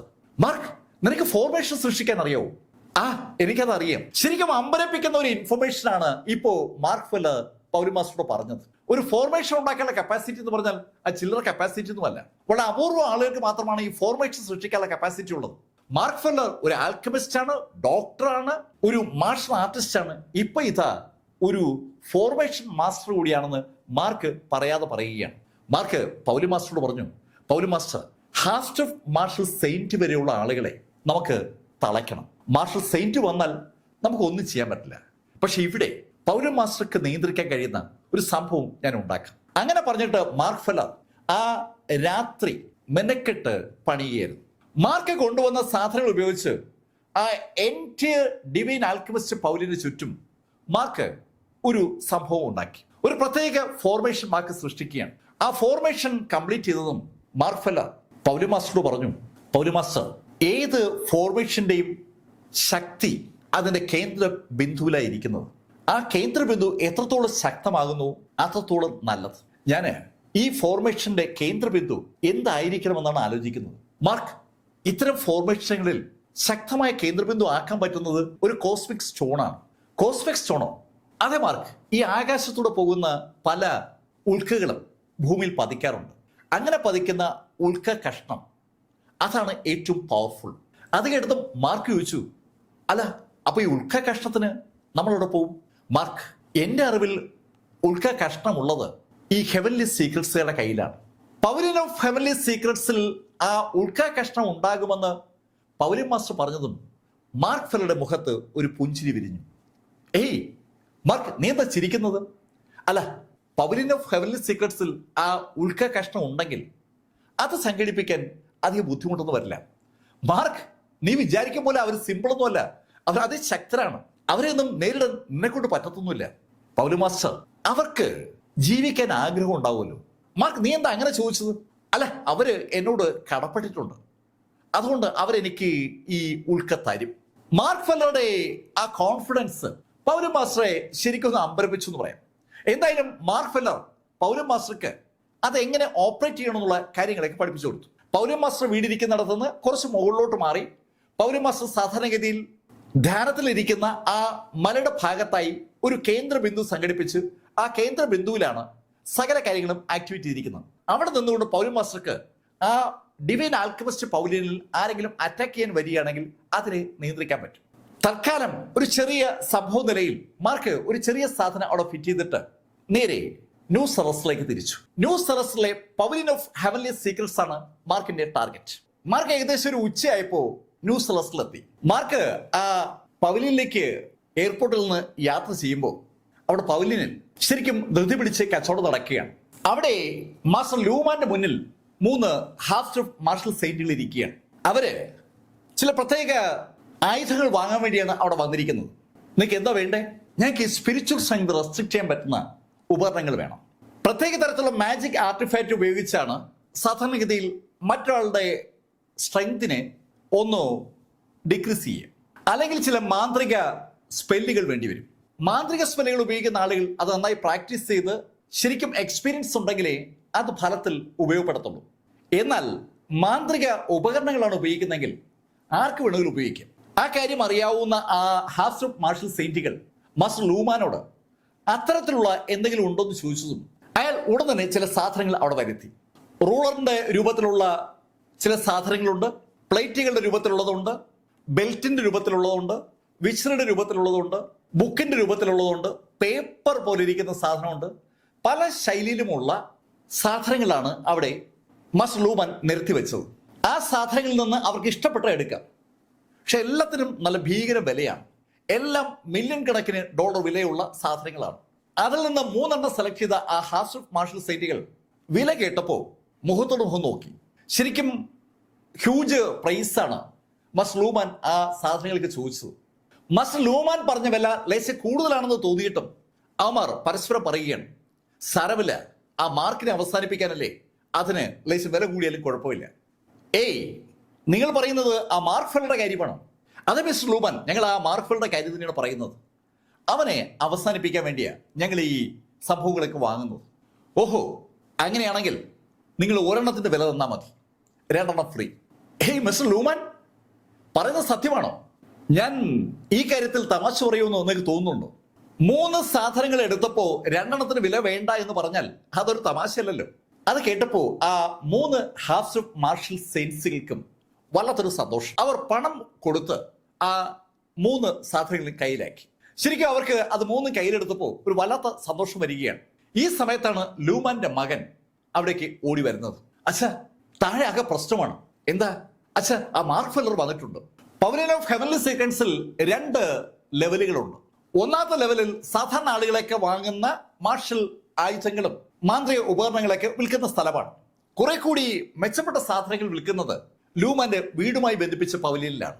ഇപ്പോ മാർക്ക് നിൽക്കുന്നത് ഫസ്റ്റ് പവലിയനിലാണ്. ലൂമാന്റെ മകൻ മാർക്ക് ഫെല്ലറുടെ കാര്യം പറഞ്ഞതും ലൂമാൻ ഒരു നിമിഷം ഒന്ന് നിശബ്ദനായി സ്തംഭിച്ച് നിന്നുപോയി എന്ന് പറയാം. അല്പനേരത്തിന് ശേഷം ലൂമാൻ മോനോട് പറഞ്ഞു, മാർക്കിനെ വരാൻ പറയാം. മാർക്കിനെ വരാൻ പറ എന്ന് മോനോട് ലൂമാൻ പറഞ്ഞ നിമിഷത്തിൽ തന്നെ മാർക്ക് ഫെല്ലർ ആ ഹാളിലേക്ക് കയറി. ഹലോ മിസ്റ്റർ ലൂമാൻ, അങ്ങനെ പറഞ്ഞുകൊണ്ട് മാർക്ക് അകത്തേക്ക് വന്നത്. അകത്തേക്ക് വന്ന മാർക്ക് ലൂമാന്റെ അടുത്തുള്ള കസേര വന്ന് ഇരിക്കുകയും ചെയ്തു. അവിടെ ടേബിളിൽ ടീ ഒരു ഫ്ലാസ്കിൽ വെച്ചിരിക്കുകയാണ്. മാർക്ക് ഉടൻ തന്നെ ആ ഫ്ലാസ്കിൽ നിന്ന് ഒരു കപ്പിലേക്ക് അല്പം ടീ ഒഴിച്ചു. മാർക്ക് ആ കൂട്ടത്തിലുള്ള ഒരാളാണെന്ന് ഫീൽ ഉണ്ടാകുന്ന ശൈലിയിൽ ആ ടീ കുടിച്ചു തുടങ്ങി. മാർക്കിന്റെ ഇടതുവശത്തായി 3 ഹാഫ് മാർഷൽ സെയിന്റുകൾ ഇരിപ്പുണ്ട്. അവരെ നോക്കുപോലും ചെയ്യാതെ മാർക്ക് ഫെല്ലർ ലൂമാനോട് പറഞ്ഞു, മിസ്റ്റർ ലൂമാൻ, എനിക്ക് നിങ്ങളെ കൊണ്ടൊരു കാര്യമുണ്ട്. എന്നെ കൊണ്ടോ? അതെ അതെ, നിങ്ങൾ എനിക്കൊരു കാര്യം ചെയ്തു തരാനുണ്ടല്ലോ, അതുകൊണ്ടാണ് ഞാൻ ഇങ്ങോട്ട് വന്നത്. മാർക്ക്, അതും പറഞ്ഞിട്ടാണ് നീ ഇങ്ങോട്ട് വന്നതെങ്കിൽ അത് ചിലപ്പോൾ നടക്കില്ലല്ലോ. അങ്ങനെ ലൂമാൻ പറഞ്ഞതും ആ 3 ചെറുപ്പക്കാരും എണീറ്റു. അവർ മാർക്കിനെ വിളിച്ചു. Mister mark feller. തൊട്ടടുത്ത് നിന്ന് ഉറക്കെ മാർക്ക് ഫെല്ലർ എന്ന് വിളി കേട്ടതും മാർക്ക് തിരിഞ്ഞ് അവന്മാരെ നോക്കി. മാർക്ക് കടന്നു വരുമ്പോൾ അവന്മാരോട് ഇരിക്കുന്ന മാർക്ക് കണ്ടാണ്. പക്ഷെ മാർക്കിന് അവരുമായിട്ട് ഒരു ബന്ധവും ഇല്ലാത്തതുകൊണ്ട് മാർക്ക് അവന്മാരെ മൈൻഡ് ചെയ്തില്ല എന്ന് മാത്രം. ഇപ്പോ മാർക്ക് ഫെല്ലർ എന്ന് വിളിച്ചപ്പോ മാർക്ക് തിരിഞ്ഞ് അവിടെ വെച്ചു, എന്താ വേണ്ടത് നിനക്ക്? മാർക്ക് ഫെല്ലർ, താങ്ക്സോ? എന്തിന്? അല്ല, ഞങ്ങൾ യഥാർത്ഥത്തിൽ നിന്നെ തിരക്കി ഇറങ്ങാൻ പോവുകയായിരുന്നു. ഞങ്ങളുടെ യാത്ര ഒഴിവാക്കി തന്നതിന് ഞങ്ങൾ ഉറപ്പായും നിന്നോട് നന്ദി പറയേണ്ടതല്ലേ. നിങ്ങളെന്തിനാ എന്നെ തിരക്കുന്നത്? മാർക്ക്, അത് പിന്നെ നിന്നെ കൊല്ലാൻ വേണ്ടിയാ. വളരെ കൂളായിട്ടാണ് അതിലൊരു ചെറുപ്പക്കാരൻ അങ്ങനെ പറഞ്ഞത്. അത് കേട്ടപ്പോ മാർക്ക് പോലും ചിരിച്ചുപോയി. കൊള്ളാം, അത് ശരി, എന്നെ കൊല്ലാൻ വേണ്ടി നിങ്ങൾ ഈ പവലിയനിൽ വന്നിരിക്കുകയാണല്ലേ. എന്തായാലും നിങ്ങളുടെ ആഗ്രഹം നടപ്പിലാക്കാതിരിക്കുന്നത് ശരിയല്ല. അങ്ങനെ പറഞ്ഞിട്ട് മാർക്ക് ഫെല്ലറുടെ വലത് കൈ ഒന്ന് ഉയർത്തിയതും ആ 3 കക്ഷികളും അവരുടെ കയ്യിലുള്ള ആ മാജിക് ആർട്ടിഫാക്റ്റുകൾ ആക്ടിവേറ്റ് ചെയ്തു. അതിന്റെ ഫലമായി മാർക്ക് ഫെല്ലറുടെ ശക്തി ദുർബലമാകുമെന്ന് അവർക്കറിയാം. ആ 3 പേരും മാർക്കിനെ വളഞ്ഞ് ആ ആർട്ടിഫാക്റ്റുകൾ മാർക്കിന് നേരെ പിടിച്ചപ്പോൾ ആ ആർട്ടിഫാക്റ്റുകളിൽ നിന്ന് ഒരു ചെറിയ തരംഗം മാർക്കിന് നേരെ വരുന്നുണ്ട്. ചെറിയൊരു ലേസർ രശ്മിയാണ് ആ 3 ആർട്ടിഫാക്റ്റുകളിൽ നിന്നും മാർക്കിന് നേരെ വന്നത്. മാർക്ക് അത് കണ്ട് ഒന്ന് പുഞ്ചിരിച്ചു. നിങ്ങള് ഈ സാധനങ്ങളൊക്കെ വെച്ചിട്ടാ എന്നെ തടയാൻ പോകുന്നത്? അങ്ങനെ ചോദിച്ചിട്ട് മാർക്ക് ഫെല്ലർ കൈ ഒന്ന് കുടഞ്ഞിട്ട് പതുക്കെ കാഷ്വൽ ആയിട്ട് ഒന്ന് വീശി. ശരിക്കും വളരെ കാഷ്വൽ ആയിട്ട് കൈ ഇങ്ങനെ വീശിയപ്പോൾ മാർക്കിന്റെ കൈയുടെ ചലനത്തിനനുസരിച്ച് ഒരു കാറ്റ് ശക്തമായി അവിടെ ജനറേറ്റ് ചെയ്യപ്പെട്ടു. ആ മുറിക്കുള്ളിൽ അങ്ങനെ പെട്ടെന്ന് ഒരു കാറ്റ് അങ്ങനെ ജനറേറ്റ് ചെയ്യാൻ പറ്റുന്നതല്ല. പക്ഷെ മാർക്ക് ഫെല്ലർക്ക് അത് സിമ്പിളായി പറ്റി. മാർക്കിന്റെ കൈ അങ്ങനെ അനങ്ങിയത് ആ കാറ്റ് അടുത്ത് നിന്ന് ആ ഹാഫ് മാർഷൽ സെയിന്റിന്റെ പുറത്തിടിച്ചതും ഒരേ നിമിഷത്തിലാണ്. ആ നിമിഷത്തിൽ അയാൾ ഒന്ന് കറങ്ങി രണ്ടാമത്തെ ആളെയും, രണ്ടാമത്തെ ആൾ കറങ്ങി മൂന്നാമത്തെ ആളെ ഇടിച്ചു. ശരിക്കും ആ കാറ്റ് ഒരു റൗണ്ട് അടിക്കുകയായിരുന്നു. ആ കാറ്റ് ആ 3 ആളുകളെയും ഏതാണ്ട് ഒരു നേർരേഖയിൽ കൊണ്ടുവന്നതും മാർക്കിന്റെ ഇടത് കൈ കൊണ്ട് ഒരൊറ്റ പഞ്ച്. വലത് കൈ കൊണ്ട് മാർക്കിനെ വളഞ്ഞു നിന്ന 3 പേരെയും മാർക്ക് യഥാർത്ഥത്തിൽ ഒരു നേർരേഖയെ കൊണ്ടുവന്നതാണ്. ആ നേർരേഖയെ കൊണ്ടുവന്ന ആ നിമിഷത്തിൽ മാർക്ക് ഫെല്ലർ ഇടത് കൈ കൊണ്ട് ഒരൊറ്റ ഇടി. അവരുടെ മാജിക് ആർട്ടിഫാക്റ്റുകൾ മാർഷിന്റെ ആദ്യത്തെ ആ കൈവീശിൽ തന്നെ ഏതാണ്ട് തകർന്നിരുന്നു. എന്താണ് സംഭവിക്കുന്നതെന്ന് അവർക്ക് മനസ്സിലാക്കും മുമ്പ് ആ 3 പേരുടെയും പുറത്തുകൂടി ശരിക്കും ശക്തമായ ഒരു ഫോഴ്സ് ഇങ്ങനെ കടന്നുപോയി. മാർക്ക് ആ 3 പേരിൽ ആരുടെയും പുറത്തു തൊട്ടിട്ടില്ല. പക്ഷെ മാർക്കിന്റെ ഇടത് കൈ ഒന്ന് മൂവ് ചെയ്തപ്പോൾ ശക്തമായ ഒരു ഫോഴ്സ്, ഒരു കാറ്റായി ആദ്യത്തെ ആളിനെ പുറത്ത് ഇടിച്ചു. ആ ഇടിയിൽ അയാളുടെ ബോഡി ഒന്ന് പൊട്ടി. അതേ പവർ ആ ബോഡി തുളച്ചുകൊണ്ട് രണ്ടാമത്തെ ബോഡിയിലേക്കും മൂന്നാമത്തെ ബോഡിയിലേക്കും കടന്നു. ഒരൊറ്റ ഇടിക്ക് 3 ബോഡികൾ ചിതറുന്ന അമ്പരപ്പിക്കുന്ന കാഴ്ച ലൂമാനും മകനെ കണ്ടു. കൊല്ലപ്പെട്ടത് 3 ഹാഫ് സ്റ്റെപ്പ് മാർഷൽ സെയിന്റുകളാണ്. അവർ മൂന്നും താഴേക്ക് വീഴുന്ന കാഴ്ച കണ്ടതും വാ പൊളിച്ചു നിൽക്കുന്ന ലൂമാനെയും മോനെയും അമ്പരപ്പിച്ചുകൊണ്ട് മാർക്ക് ഫെല്ലർ ആ 3 പേരുടെയും ബോഡിയിൽ നിന്ന് ആ ഗോൾഡൻ കോറുകൾ വലിച്ച് എടുക്കുകയും ചെയ്തു.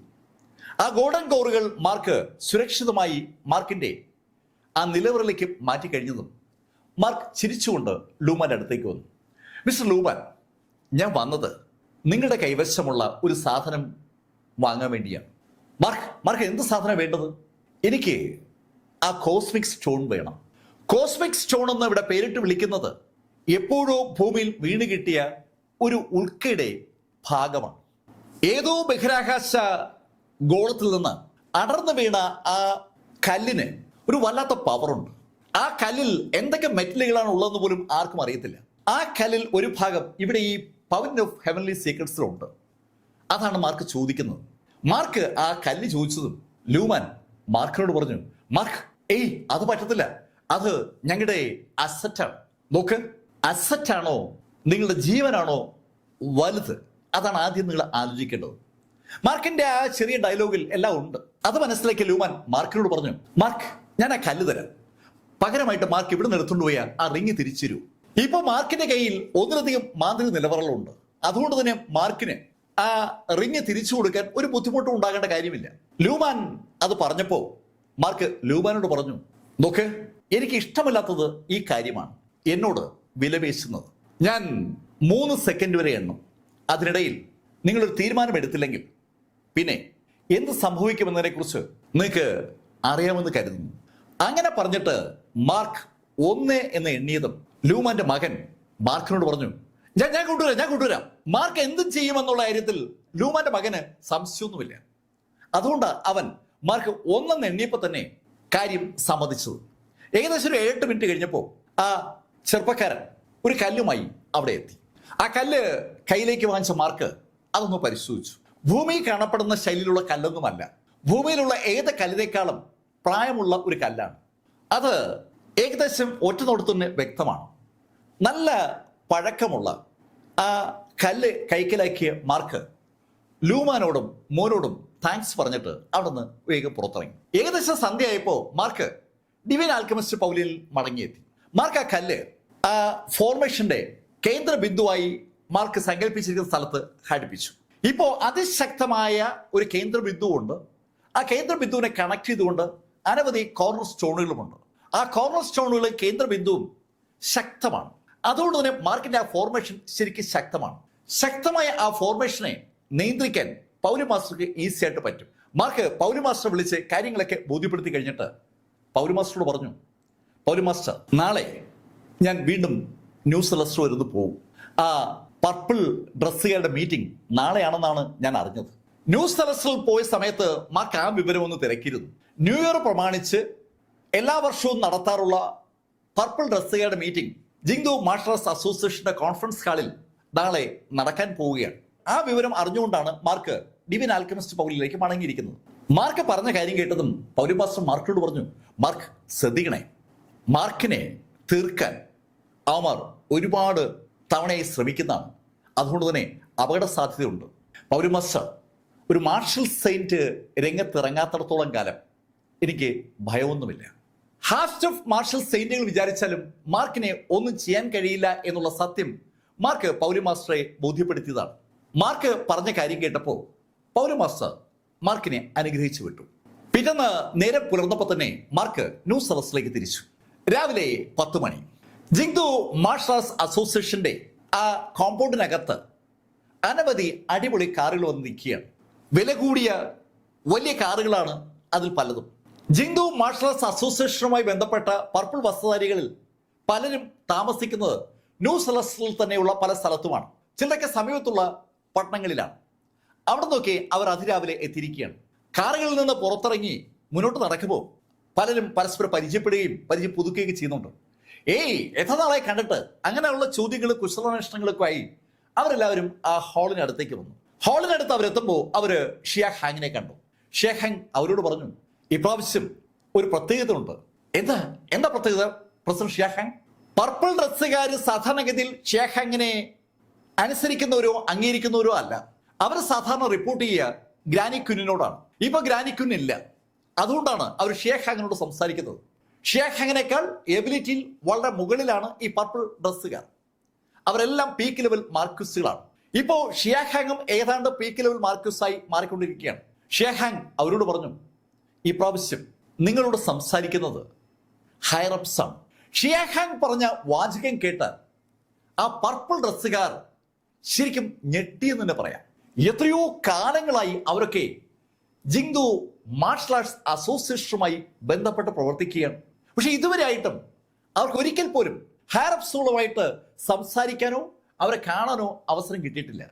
ഇത് ആദ്യമായി അതിനുള്ള അവസരം അവർക്ക് ഉണ്ടാകാൻ പോവുകയാണ്. സന്തോഷം കൊണ്ട് മതി പറന്നുപോയ അവർ ഒരു നിമിഷത്തെ നിശബ്ദതയ്ക്ക് ശേഷം ഷിയ ഹാങ്ങിനെ അഭിനന്ദിച്ചു. പ്രസിഡന്റ് ഷിയ ഹാങ്, താങ്ക് യു, താങ്കൾ പ്രസിഡന്റ് ആയതുകൊണ്ടാണ് ഞങ്ങൾക്ക് ഇങ്ങനെ ഒരു അവസരം കിട്ടിയത്. അങ്ങനെ പലരും പറഞ്ഞപ്പോൾ ഷിയ ഹാങ് ചിരിച്ചുകൊണ്ട് അവരോട് പറഞ്ഞു, സംഭാഷണമൊക്കെ പിന്നീടാവാം, നമുക്ക് മീറ്റിംഗ് തുടങ്ങാനുള്ള സമയമായി, പ്ലീസ് കം. ഷിയ ഹാങ് അവരെ കോൺഫറൻസ് മുറിയിലേക്ക് കൊണ്ടുവന്നു. ഒരു വലിയ ടേബിളാണ് അവിടെ ഉള്ളത്. ആ ടേബിളിന്റെ ഒരു വശത്ത് ഇരുട്ടും ഒരു വശത്ത് പ്രകാശവുമാണ്. ആ പ്രകാശമുള്ള ഭാഗത്തായിട്ട് ആ 20 പേരെയും ഷിയ ഹാങ് ഇരുത്തി. ഷിയ ഹാങ്ങും ആ കൂട്ടത്തിൽ ഇരുന്ന് കഴിഞ്ഞതും അവർ ഷിയ ഹാങ്ങിനെ നോക്കി. പ്രസിഡന്റ് ഷിയ ഹാങ്, ഹൈറപ്സ് പ്ലീസ് വെയിറ്റ്, അവർ വരും. അങ്ങനെ പറഞ്ഞിട്ട് ഷിയ ഹാങ് ആ ടേബിളിന്റെ മറുഭാഗത്തുള്ള ആ 8 ചെയറുകളിലേക്ക് നോക്കി. ഷിയ ഹാങ് ആ ചെയറുകളിലേക്ക് നോക്കുന്ന കണ്ടതും ബാക്കിയുള്ള 20 പർപ്പിൾ ഡ്രസ്സുകാരും ആ ഭാഗത്തേക്ക് തന്നെ നോക്കി. അവർക്കും ആ ചെയറുകൾ കാണാം. ആ ചെയറിലായിരിക്കും ഹൈറപ്സ് വന്നിരിക്കുക. അങ്ങനെ ഒരു ധാരണയാണ് ഷിയ ഹാങ് അങ്ങോട്ട് നോക്കുന്ന കണ്ടപ്പോൾ ആ പർപ്പിൾ ഡ്രസ്സുകാർക്ക് ഉണ്ടായത്. സമയം ഇങ്ങനെ പോവുകയാണ്. അതിനിടയിൽ ആ പർപ്പിൾ ഡ്രസ്സുകാർ പരസ്പരം സംസാരിച്ചു തുടങ്ങി. അവരുടെ സംഭാഷണം ലേശം ശബ്ദം ഉണ്ടാക്കിയപ്പോൾ ഷിയ ഹാങ് അവരോട് പറഞ്ഞു, ഏയ് പ്ലീസ്, നിങ്ങൾ ശബ്ദം ഉണ്ടാക്കരുത്, എപ്പോൾ വേണമെങ്കിലും ഹൈറപ്സ് എത്താം. അങ്ങനെ ഷിയ ഹാങ് പറഞ്ഞതും എല്ലാവരും സംഭാഷണം നടത്തി. എല്ലാവരും നിശബ്ദരായി. അല്പസമയം കഴിഞ്ഞതും ആ കസേരകളിൽ ഒരു ലൈറ്റ് പതുക്കെ പ്രത്യക്ഷപ്പെട്ടു. 8 കസേരകളും തിളങ്ങിയതും ഷിയ ഹാങ് ആ കസേരകൾ നോക്കി ഒന്ന് തൊഴുതുകൊണ്ട്, ഹൈറപ്സ്, ഷിയ ഹാങ് ആ കസേര നോക്കി തൊഴുന്നത് കണ്ടതും ബാക്കിയുള്ള ആളുകളും അതുപോലെ ആ കസേരകൾ നോക്കി തൊഴുതു. അവരെല്ലാവരും കൈകൂപ്പി കഴിഞ്ഞതും അതിൽ ഒരു കസേരയിൽ നിന്ന് ഒരു ശബ്ദം ഉണ്ടായി. വെൽക്കം പർപ്പിൾ ഡ്രസ്, ആദ്യമായിട്ടാണ് നിങ്ങൾ ഞങ്ങളുടെ മീറ്റിംഗിൽ പങ്കെടുക്കുന്നത്. വളരെ മുഴക്കമുള്ള ആ ശബ്ദം ആ ഇരുട്ടത്തുനിന്ന് അങ്ങനെ കേട്ടപ്പോൾ വല്ലാത്തൊരു അമ്പരപ്പ് ആ പർപ്പിൾ ഡ്രസ്സുകാർക്കുണ്ട്. ആ പർപ്പിൾ ഡ്രസ്സുകാർ ആ ശബ്ദത്തോട് പ്രതികരിച്ചു. ഹൈറപ്സ്, താങ്ക് യു, ആദ്യമായിട്ടാണ് അങ്ങയുടെ ശബ്ദം ഞങ്ങൾ കേൾക്കുന്നത്. ന്യൂ ഇയർ വരാൻ പോവുകയാണ്. ന്യൂ ഇയറിൽ എന്തൊക്കെ സംഭവിക്കുമെന്നതിനെ കുറിച്ച് നിങ്ങൾക്ക് വിവരങ്ങൾ വല്ലതുമുണ്ടോ? ഹൈറപ്സ്, ചില പ്രവചനങ്ങളൊക്കെ ഞങ്ങൾ കേട്ടിട്ടുണ്ട്. നിങ്ങൾ കേട്ട പ്രവചനം യാഥാർത്ഥ്യമാകാൻ പോവുകയാണ്. ന്യൂ ഇയറിൽ ഉറപ്പായിട്ടും മാർഷൽ സെന്റ് ജനിക്കും. കഴിഞ്ഞ 50 കൊല്ലമായിട്ട് ഭൂമിയിൽ ഒരാൾ പോലും മാർഷൽ സെന്റ് ആയിട്ടില്ല. 50 കൊല്ലങ്ങൾക്ക് ശേഷം ഇതാ ആദ്യമായിട്ട് മാർഷൽ സെന്റ് ജനിക്കാൻ പോവുകയാണ്. ന്യൂ ഇയറിന് ഇനി 1-2 ദിവസം കൂടിയേ ബാക്കിയുള്ളൂ. ആരായിരിക്കും പുതുതായി മാർഷൽ സെന്റ് ആകാൻ പോകുന്നത്? ആ ചോദ്യം പർപ്പിൾ ഡ്രസ്സുകാരുടെ മനസ്സിലുണ്ട്. പക്ഷെ ആ ചോദ്യം അവർക്ക് ആ ഹൈറപ്സുകളോട് ചോദിക്കാൻ ഒരു മടി. ഹൈറപ്സ് പർപ്പിൾ ഡ്രസ്സുകാരോട് പറഞ്ഞു, നിങ്ങളുടെ പ്രവർത്തനങ്ങൾ ഞങ്ങൾ സ്ഥിരമായി നിരീക്ഷിക്കുന്നുണ്ട്. നിങ്ങളുടെ പ്രവർത്തികളിൽ ഞങ്ങൾ ശരിക്കും ആകർഷകമാണ്. പുതുതായി ആരെങ്കിലും ഒരാൾ മാർഷൽ സെന്റ് ആയി കഴിഞ്ഞാൽ നമുക്ക് ഒരു ചാൻസ് ലഭിക്കും. ആ ചാൻസിൽ നിങ്ങളിൽ ഒരാളെ മാർഷൽ സെന്റ് ആക്കാൻ ഞങ്ങൾക്ക് പറ്റും. ശരിക്കും അമ്പരപ്പിക്കുന്ന ഒരു ഇൻഫർമേഷനാണ് ആ ഹൈറപ്സ് ആ നിമിഷത്തിൽ പറഞ്ഞത്. അവിടെ ഇരിക്കുന്ന 20 പേരിൽ ഒരാളെ മാർഷൽ സെയിന്റ് ആക്കാൻ ഹൈറപ്സ് തീരുമാനിച്ചിരിക്കുകയാണ്. മാർഷൽ സെയിന്റ് ഈ ഭൂമിയിലെ അവസാന വാക്കാണ് ശക്തിയുടെ കാര്യത്തിൽ. മാർഷൽ സെയിന്റിനെ സാധാരണഗതിയിൽ രാഷ്ട്ര തലവന്മാർ പോലും ബഹുമാനിക്കും. അത്ര പവർഫുൾ ആണ് മാർഷൽ സെയിന്റ്. ആ യാഥാർത്ഥ്യം ആ പർപ്പിൾ വേഷധാരികൾക്ക് അറിയാം. അതുകൊണ്ട് തന്നെ ആ വാർത്ത കേട്ടതും അവരൊക്കെ കൂപ്പുകയോടുകൂടി ആ ഹൈറപ്സുകൾക്ക് നന്ദി പറഞ്ഞു. നിങ്ങളിൽ ഒരാളെ മാർഷൽ സെന്റ് ആക്കാൻ ഞങ്ങൾ തീരുമാനിച്ച സ്ഥിതിക്ക് നിങ്ങൾ 20 പേരും വരും ദിവസങ്ങളിൽ നമ്മുടെ അസോസിയേഷന് വേണ്ടി ശക്തമായി പ്രവർത്തിക്കണം. നിങ്ങളോട് ഒരു കാര്യം കൂടി പറയാനാണ് ഈ മീറ്റിംഗ് വിളിപ്പിച്ചത്. നമ്മുടെ ജിങ്ദു മാർഷൽ ആർട്സ് അസോസിയേഷന് ആ മാർക്ക് ഫെല്ലർ ശരിക്കും ഒരു ത്രട്ടാണ്. ആ ത്രട്ട് അവസാനിപ്പിക്കേണ്ടിയിരിക്കുന്നു. മുഴക്കമുള്ള ശബ്ദത്തിൽ ഹൈറപ്സിൽ ഒരാൾ അങ്ങനെ പറഞ്ഞതും ഈ പർപ്പിൾ ഡ്രസ്സുകാരുടെ പുറകിൽ നിന്ന് വാതിലിന്റെ ഭാഗത്തുനിന്ന് ഒരു ശബ്ദം ആ ഹാളിൽ മുഴങ്ങി. ഓ, എന്നെക്കുറിച്ച് ചർച്ച ചെയ്യാനായി ഒരു മീറ്റിംഗ് വിളിക്കാൻ നിങ്ങൾ ഹൈറപ്സ് തയ്യാറായതിൽ എനിക്കുള്ള സ്നേഹവും നന്ദിയും ഞാൻ നിങ്ങളോട് പങ്കുവയ്ക്കുകയാണ്. ശരിക്കും നല്ല മുഴക്കമുള്ള ശബ്ദത്തിൽ മാർക്ക് ഫെല്ലർ അത് പറഞ്ഞതും സകലരും വാതിൽക്കലേക്ക് നോക്കി. ഷിയാഹാങ്ങും ഞെട്ടിത്തിരിഞ്ഞ് നോക്കുകയാണ്. മാർക്ക് ഫെല്ലർ വാതിലിൽ നിന്ന് അകത്തേക്ക് വന്നു. മാർക്ക് നടന്നു വന്ന് ഒരു കസേരയിൽ ഇരുന്നു. മാർക്ക് നേരെ എതിർവശത്തുള്ള ആ 8 കസേരകളിലേക്ക് നോക്കിയിട്ട് ആ കസേരകളോട് പറഞ്ഞു, ഓ, നിങ്ങളാണല്ലേ ഈ ഹൈറപ്സ്. എന്താ ഇരുട്ടത്ത് ഒളിച്ചിരിക്കുന്നത്? വെളിച്ചത്തെ നിങ്ങൾക്ക് ഭയമാണോ? അതോ വെളിച്ചം ദുഃഖമാണ് ഉണ്ണി എന്ന കവിത നിങ്ങൾ ആലോചിച്ചിട്ട് അങ്ങനെ ഇരുട്ടത്ത് മറഞ്ഞു നിൽക്കുന്നതാണോ? വളരെ കൂളായിട്ട് മാർക്ക് ഫെല്ലർ അങ്ങനെ പറഞ്ഞപ്പോൾ മാർക്കിന്റെ ഇടതും വലതും ഇരിക്കുന്ന ആ പർപ്പിൾ ഡ്രസ്സുകാർ ദേഷ്യം കൊണ്ട് ചുമക്കുകയാണെന്ന് പറയാം. അവർ ഉറക്കെ മാർക്കിനോട് പറഞ്ഞു, ഏയ് മാർക്ക് ഫെല്ലർ, നീ എവിടെയാണ് ഇരിക്കുന്നതിനെ കുറിച്ച് ആലോചിച്ചിട്ടാണോ ഈ സംസാരിക്കുന്നത്? മാർക്ക് അവന്മാരെ ഒന്ന് നോക്കിയിട്ട് ആ ഹൈറപ്സ് എന്ന് പറയുന്ന കസേരയിലേക്ക് നോക്കി അവരോട് പറഞ്ഞു, എന്താ ഞാൻ ചോദിച്ചത് ശരിയല്ലേ? നിങ്ങൾ ശരിക്കും ഭീരുക്കളാണ്, വെളിച്ചത്തെ ഭയപ്പെടുന്നവർ. എവിടെയോ ഒളിച്ചിരുന്നിട്ട് ശബ്ദം കൊണ്ട് മാത്രം കാര്യങ്ങൾ കൈകാര്യം ചെയ്യുകയാണോ നിങ്ങളുടെ ലക്ഷ്യം? മാർക്ക് ഫെല്ലർ അങ്ങനെ ചോദിച്ചതും മറുഭാഗത്ത് നിന്ന് ഒരു ശബ്ദം, ഏയ് മാർക്ക് ഫെല്ലർ, നിന്റെ ഈ ധൈര്യം അത് ശരിക്കും ഞങ്ങളെ അതിശയിപ്പിച്ചിരിക്കുകയാണ്. വളരെ ശാന്തമായ ഒരു ശബ്ദമാണ് മാർക്കിനോട് ഇപ്പൊ സംസാരിക്കുന്നത്. അയാൾ മാർക്കിനോട് അത്രയും പറഞ്ഞതും മാർക്ക് ചിരിച്ചു. ഇത് ഒരു കോംപ്ലിമെന്റ് ആണെങ്കിൽ താങ്ക് യു. മാർക്ക് ഫെല്ലർ, നീ ശരിക്കും ആലോചിച്ചിട്ടാണോ ഈ ഹാളിനകത്തേക്ക് കയറിയത്? ഹേയ് ഹൈറപ്സ്, നിങ്ങളെപ്പോലുള്ള ഭീരുക്കളുള്ള സ്ഥലത്തേക്ക് കയറാൻ ഞാൻ രണ്ടാമതൊന്നും ആലോചിക്കേണ്ട കാര്യമുണ്ടോ? നിങ്ങൾ ഭീരുക്കളായതുകൊണ്ടല്ലേ നിങ്ങൾ എവിടെയോ ഒളിച്ചിരുന്നിട്ട് ശബ്ദം കൊണ്ട് മാത്രം എന്നോട് സംസാരിക്കുന്നത്? ധൈര്യമുണ്ടെങ്കിൽ നിങ്ങൾ വെളിച്ചത്തേക്ക് വാ. നിങ്ങൾക്ക് ധൈര്യമില്ല എന്ന് എനിക്ക് ഉറപ്പാണ്. മാർക്ക് ഫെല്ലർ അത്രയും കൂടി പറഞ്ഞപ്പോ ആ പർപ്പിൾ വേഷധാരികൾക്ക് തീരെ അങ്ങോട്ട് പിടിക്കുന്നില്ല. അവർ പലരും ചാടി എണീറ്റ് കഴിഞ്ഞു. മാർക്ക്, സംസാരിക്കുന്നതിന് ചില അതിരുകൾ വേണം. നീ ആ അതിരുകൾ കടക്കുകയാണ്. നിന്നൊരു പാഠം പഠിപ്പിക്കേണ്ടിയിരിക്കുന്നു. അങ്ങനെ പറഞ്ഞുകൊണ്ട് ഒരു പർപ്പിൾ ഡ്രസ്സുകാരൻ മാർക്കിന്റെ അടുത്തേക്ക് പാഞ്ഞു വന്നതും മാർക്ക് ഒന്ന് കൈ ആഞ്ഞ് അവന്റെ തലയെ പിടിച്ച് ഒരൊറ്റ ഇടി. മുന്നിലുള്ള ടേബിളിലേക്ക് മാർക്ക് അവന്റെ തല പിടിച്ച് ഇടിച്ചതും മാർക്കിന്റെ തൊട്ടു മുന്നിലുള്ള ആ പർപ്പിൾ ഡ്രസ്സുകാരന്റെ പുറത്തേക്ക് ആ ഇടിയേറ്റ വ്യക്തിയുടെ രക്തം പൊട്ടിച്ചിതറി. ഒരു വല്ലാത്ത കാഴ്ചയാണത്. കോൺഫറൻസ് റൂമിലെ ആ വലിയ ടേബിൾ ശരിക്കും ബലമുള്ള മെറ്റീരിയൽ കൊണ്ട് നിർമ്മിക്കപ്പെട്ടതാണ്. ഇല്ലെങ്കിൽ ആ നിമിഷത്തിൽ ആ ടേബിളും തകർന്നനെ. അത്ര ബലത്തിലാണ് മാർക്ക് ഫെല്ലർ ആ തല പിടിച്ചിടിച്ചത്. മാർക്ക് ഇടിച്ച തല മാർക്ക് പുറകോട്ടങ്ങ് മാറ്റുമ്പോൾ ആ കാഴ്ച ഒരു ഭീഭത്സമായ കാഴ്ചയാണ്. നേരത്തെ ആ തലയുടെ മുൻഭാഗത്ത് ഒരു മുഖമുണ്ടായിരുന്നു, ഇപ്പോ അതില്ല. അവിടെ ശരിക്കും ഒരു പ്ലെയിൻ സർഫസാ കാണുന്നത്. മൂക്കും കണ്ണും വായും ഒന്നും തിരിച്ചറിയാൻ കഴിയാത്ത ശൈലിയിൽ അവിടെ ശരിക്കും പ്ലെയിനായി മാറിയിരിക്കുകയാണ്. മാർക്ക് ഫെല്ലർ ആ പർപ്പിൾ ഡ്രസ്സുകാരനെ പുറകോട്ട് രറ്റേറി. പുറകോട്ട് തെറിച്ചു വീണ അവന് ജീവനുണ്ടോ ഇല്ലയോ എന്ന് പോലും ആർക്കും അറിയാൻ പറ്റാത്ത സാഹചര്യം. ശരിക്കും ഒരു ഭയം ഈ കാഴ്ച ആ പർപ്പിൾ ഡ്രസ്സുകാരിൽ ഉണ്ടാക്കി. പലരും അവിടെ നിന്ന് പുറത്തേക്ക് കിടക്കാനുള്ള ഒരു തത്രപ്പാടിലാണ്. അത് കണ്ടതും മാർക്ക് ഫെല്ലർ കൈ ഒന്ന് വീശി. ആ നിമിഷത്തിൽ ആ ഹാളിലേക്കുള്ള എൻട്രൻസ് പൂർണ്ണമായും അടഞ്ഞു. മാർക്കിന്റെ മാജിക്കൽ എബിലിറ്റി ഉപയോഗിച്ച് അവിടെ ഒരു ബാരിയർ തീർത്തതാണ്. മാർക്ക് ആ പർപ്പിൾ ഡ്രസ്സുകാരോട് പറഞ്ഞു, നോക്ക്, ഞാൻ ഇവിടേക്ക് വന്നത് നിങ്ങളെ മാത്രം തിരക്കിയാണ്. മറുഭാഗത്ത് കാണുന്ന ആ ഹൈറപ്സിനെ തിരക്കിയല്ല മാർക്ക് അവിടെ എത്തിയതെന്ന് മാർക്ക് ഇതാ വ്യക്തമാക്കുകയാണ്. ഞങ്ങളെ തിരക്കിയോ? എന്തിന്? ആ ചോദ്യം ആ പർപ്പിൾ ഡ്രസ്സിൽ ഒരാൾ ചോദിച്ചതും മാർക്ക് ചിരിച്ചു. ശരിക്കും പല്ലുകൾ പുറത്ത് കാണിച്ചുള്ള മനോഹരമായ ഒരു ചിരി. മാർക്ക് ആ പല്ലുകൾ പുറത്ത് കാണിച്ച് വെളുക്കെ ചിരിക്കുമ്പോൾ അത് ശരിക്കും മറുഭാഗത്തുള്ള ആൾക്ക് ഒരു അപകടം ഉണ്ടാക്കുമെന്നുള്ള കാര്യം പലർക്കും അറിയത്തില്ല. കാരണം മാർക്ക് ഇങ്ങനെ വെളുക്ക് ആരെങ്കിലും കണ്ട് ചിരിച്ചു കഴിഞ്ഞാൽ അയാളെ പിന്നെ ജീവിച്ചിരിപ്പുണ്ടാവില്ല എന്നാണ് സത്യം. അത് തന്നെ അവിടെ സംഭവിച്ചു. അവിടെ ഒരു 10-15 മിനിറ്റ് നേരം മാർക്കിന്റെ ഒരു താണ്ഡവം തന്നെ നടന്നു. പലരും ആ ടേബിളിന്റെ അടിയിൽ കൂടിയും മുകളിൽ കൂടിയൊക്കെ എങ്ങനെ രക്ഷപ്പെടാൻ ശ്രമിച്ചെങ്കിലും മാർക്ക് ഫെല്ലർ അവരെയൊക്കെ വലിച്ചു പുറത്തെടുത്ത് തറയിൽ അടിച്ചൊക്കെയാണ് കൊല്ലുന്ന. ശരിക്കും ആ പർപ്പിൾ ഡ്രസ്സുധാരികളെ മൃഗീയമായി കൊല്ലണമെന്നൊരു തോന്നൽ മാർക്കിന് തുടക്കത്തിലേ ഉണ്ട്. മറുഭാഗത്ത് ഈ കാഴ്ചയൊക്കെ കണ്ടുകൊണ്ട് ആ 8 ഹയറപ്സും ഉണ്ടെന്നുള്ള കാര്യം മാർക്കിന് അറിയാം.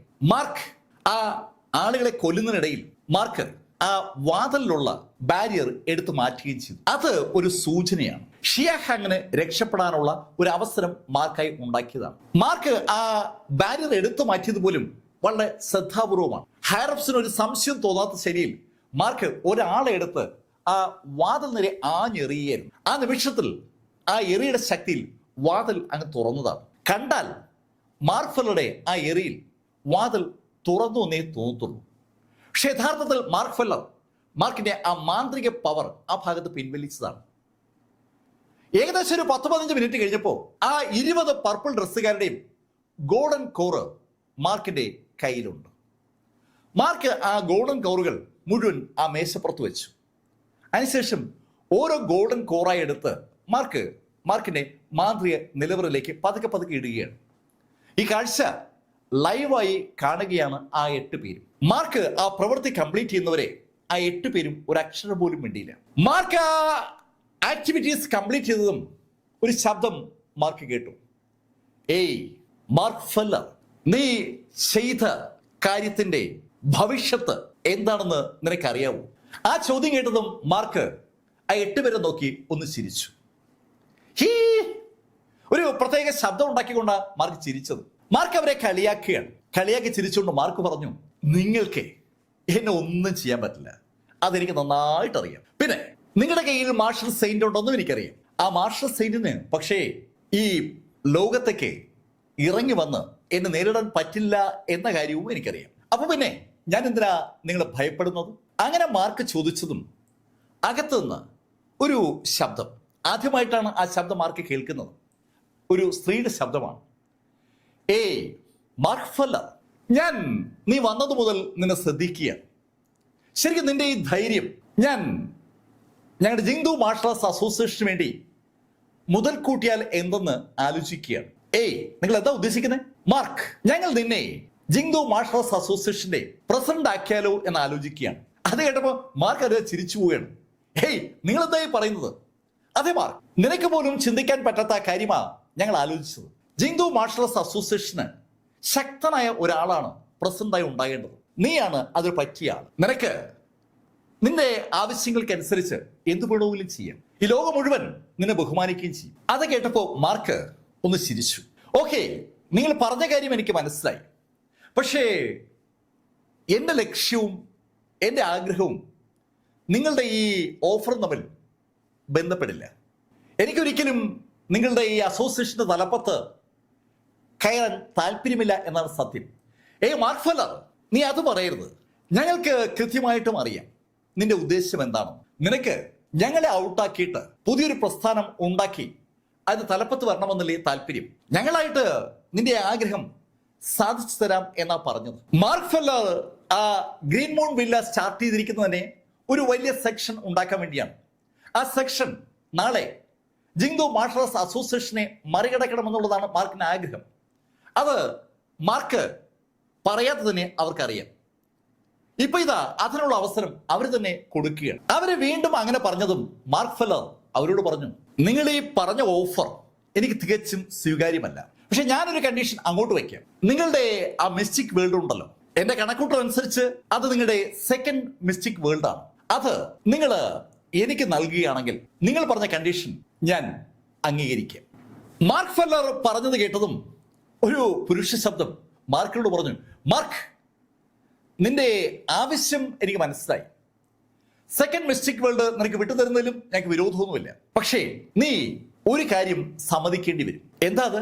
മാർക്ക്, നിന്റെ പുറത്ത് ഞങ്ങൾക്ക് ഒരു അടയാളം ഇടേണ്ടി വരും. അത് കേട്ടതും മാർക്കിന് ഗ്രാനിക്കുൻ മരിച്ച ആ ദിവസം ഓർമ്മ വരികയാണ്. അവരുടെ പുറത്ത് ഒരു മാർക്ക്, ഒരു അടയാളം ജിങ്ദു മാർഷൽ ആർട്സ് അസോസിയേഷൻ ഇംപ്ലാന്റ് ചെയ്തിരുന്നത് കൊണ്ടാണ് അവരെ വിദൂരതയിലിരുന്ന് കൊല്ലാൻ ജിങ്ദു മാർഷൽ ആർട്സ് അസോസിയേഷന് പറ്റിയത്. ഇവിടെ മാർക്ക് ഫെല്ലറുടെ പുറത്തും അത്തരത്തിൽ ഒരു അടയാളം അവശേഷിപ്പിച്ചാൽ എവിടെ ഇരുന്ന് വേണമെങ്കിലും മാർക്കിനെ കൊല്ലാൻ ജിങ്ദു മാർഷൽ ആർട്സ് അസോസിയേഷന്റെ ആ ഹയറപ്സുകൾക്ക് പറ്റും. അത് മനസ്സിലായതും മാർക്ക് അവരോട് പറഞ്ഞു, അത് കൊള്ളാമല്ലോ, എന്നെ വിദൂരതയിൽ നിന്ന് നിയന്ത്രിക്കാനും വേണ്ടി വന്നാൽ കൊല്ലാനുമല്ലേ നിങ്ങൾ ആ അടളമിടുന്നത്. മാർക്ക്, അത് പിന്നെ അങ്ങനെയാണല്ലോ എന്റെ രീതി. ഒരു നിയന്ത്രണം ഞങ്ങൾക്ക് വേണ്ടേ? ഹേ, അത് പറ്റത്തില്ല. എന്നെ നിയന്ത്രിക്കാൻ ഞാൻ ആരെയും അനുവദിക്കത്തില്ല. ഞാൻ ഇന്നുവരെ ഒരു നിയന്ത്രണത്തിനും നിന്നു കൊടുക്കാത്ത ആളാണ്. അതുകൊണ്ട് ആ മോഹമൊന്നും വേണ്ട. മാർക്ക് ഫെല്ലർ അത്രയും പറഞ്ഞപ്പോ ആ ഹയറപ്സിൽ ഒരാൾ മാർക്കിനോട് പറഞ്ഞു, മാർക്ക്, ഞങ്ങളുടെ ഓഫർ ധിഖരിക്കുന്ന നീ യഥാർത്ഥത്തിൽ ഞങ്ങളെ തന്നെയാണ് ധിഖരിക്കുന്നത്. ആ ധിഖാരത്തിന് സ്വാഭാവികമായും നീ മറുപടി തരേണ്ടി വരും. നിങ്ങൾക്ക് ഇതുവരെയായിട്ടും എന്നെ മനസ്സിലായില്ലേ? നിങ്ങൾ വീണ്ടും എന്നെ ഭീഷണിപ്പെടുത്താൻ ശ്രമിക്കുകയാണ്. ഓക്കെ, അതവിടെ നിൽക്കട്ടെ. മറ്റൊരു കാര്യം ഞാൻ നിങ്ങളോട് പറയാം. നിങ്ങൾ എനിക്ക് ആ സോൾ ബൈൻഡിങ് ടെക്നിക്ക് എങ്ങനെ സോൾവ് ചെയ്യാമെന്ന് പഠിപ്പിച്ചാൽ നിങ്ങളുടെ കണ്ടീഷൻസ് പലതും ഞാൻ പാലിക്കാം. എമിലി ബ്ലാക്കിനെ ആ സോൾ ബൈൻഡിങ് ടെക്നിക്കിൽ ബന്ധിപ്പിച്ച് വെച്ചിരിക്കുകയാണ്. ആ സോൾ ബൈൻഡിങ് ടെക്നിക്ക് സോൾവ് ചെയ്യാനുള്ള സ്പെല്ല് അല്ലെങ്കിൽ അതുമായി ബന്ധപ്പെട്ട എന്തെങ്കിലും സംഭവം അത് ഇംപ്ലിമെന്റ് ചെയ്ത ആളുകളുടെ കയ്യിൽ കാണും. അക്കാര്യം മാർക്കിന് അറിയാം. അത് കിട്ടിയാൽ മാർക്ക് അവരുമായിട്ടുള്ള വഴക്ക് അവസാനിപ്പിക്കാൻ തയ്യാറാണ്. മാർക്ക് അത് പറഞ്ഞതും ആ ഹയറപ്സ് മാർക്കിനോട് പറഞ്ഞു, മാർക്ക്, ഞങ്ങളുടെ കയ്യിൽ ആ സോൾ ബൈൻഡിങ് ടെക്നിക്കിന്റെ സൊല്യൂഷൻസ് ഉണ്ട്. പക്ഷെ സൊല്യൂഷൻസ് ഞങ്ങള് പുറത്തു കൊടുക്കത്തില്ല. ആ സൊല്യൂഷൻ വേണമെങ്കിൽ നീ മിസ്റ്റിക് വേൾഡിനകത്തേക്ക് വരണം. ആ സെക്കൻഡ് മിസ്റ്റിക് വേൾഡിനകത്തേക്ക് മാർക്ക് വന്നാൽ മാർക്കിന് ആ സൊല്യൂഷൻ കൊടുക്കാന്നാണ് ആ ശബ്ദത്തിന്റെ ഉടമ പറഞ്ഞത്. അത് കേട്ടപ്പോ മാർക്ക് ചിരിച്ചു. കൊള്ളാം, നല്ല ഐഡിയ. ഞാൻ നിങ്ങളുടെ ആ സെക്കൻഡ് മിസ്റ്റിക് വേൾഡിനകത്തേക്ക് വന്നാൽ നിങ്ങൾക്ക് പിന്നെ അവിടെയുള്ള മാർഷൽ സെയിന്റിനെ ഉപയോഗിച്ച് എന്നെ കൊല്ലാൻ ഒരു ബുദ്ധിമുട്ടും ഇല്ലല്ലോ. അതെനിക്ക് മനസ്സിലായി. അത് വേണ്ട. ഞാൻ മിസ്റ്റിക് വേൾഡിലേക്ക് വരില്ല എന്നല്ല പറയുന്നത്. ഞാൻ വരും. വരുമ്പോ ഇപ്പോ ആ മിസ്റ്റിക് വേൾഡിന്റെ തലവനായിരിക്കുന്ന ആളുണ്ടല്ലോ, എന്താ, ഗൂഡ് ഷിഷാന, അങ്ങനെ എന്തോ ആണല്ലോ അയാളുടെ പേര്. അയാളെ ഞാൻ കൊല്ലും. മാർക്ക് ഫെല്ലർ പറഞ്ഞത് കേട്ടതും ആ ഹയറപ്സ് പെട്ടെന്ന് നിശബ്ദരായി. മാർക്ക് ആ കസേരയിൽ നോക്കിയിട്ട് മാർക്കിന്റെ കൈ ഒന്ന് ഇണക്കിയതും മാർക്കിന്റെ കയ്യിൽ ഒരു പ്രകാശം പ്രത്യക്ഷപ്പെട്ടു. ആ പ്രകാശം മാർക്ക് പെട്ടെന്ന് ആ കസേരകൾക്ക് നേരെ അയച്ചു. നിമിഷ നേരം കൊണ്ടാണ് ആ 8 കസേരയും കത്തി തുടങ്ങിയത്. ആ കസേരകൾ കത്തി തുടങ്ങുമ്പോൾ വിദൂരത്തിൽ നിന്നോളം ഒരു ശബ്ദം മാർക്ക് കേട്ടു. മാർക്ക് ഫെല്ലർ, നിന്റെ കൗണ്ട് ഡൗൺ ഇവിടെ സ്റ്റാർട്ട് ചെയ്യുന്നു. അങ്ങനെ ആ ശബ്ദം പറഞ്ഞതും മാർക്ക് ഫെല്ലർ ഒന്ന് ചിരിച്ചിട്ട് അവിടുന്ന് പുറത്തേക്ക് ഇറങ്ങി. ആ ഹാളിൽ നിന്ന് പുറത്തേക്ക് ഇറങ്ങി കോറിഡോറിലൂടെ പ്രധാന ഹാളിലേക്ക് മാർക്ക് നടക്കുമ്പോൾ മാർക്ക് അറിയാതെ നിന്നു പോവുകയാണ്.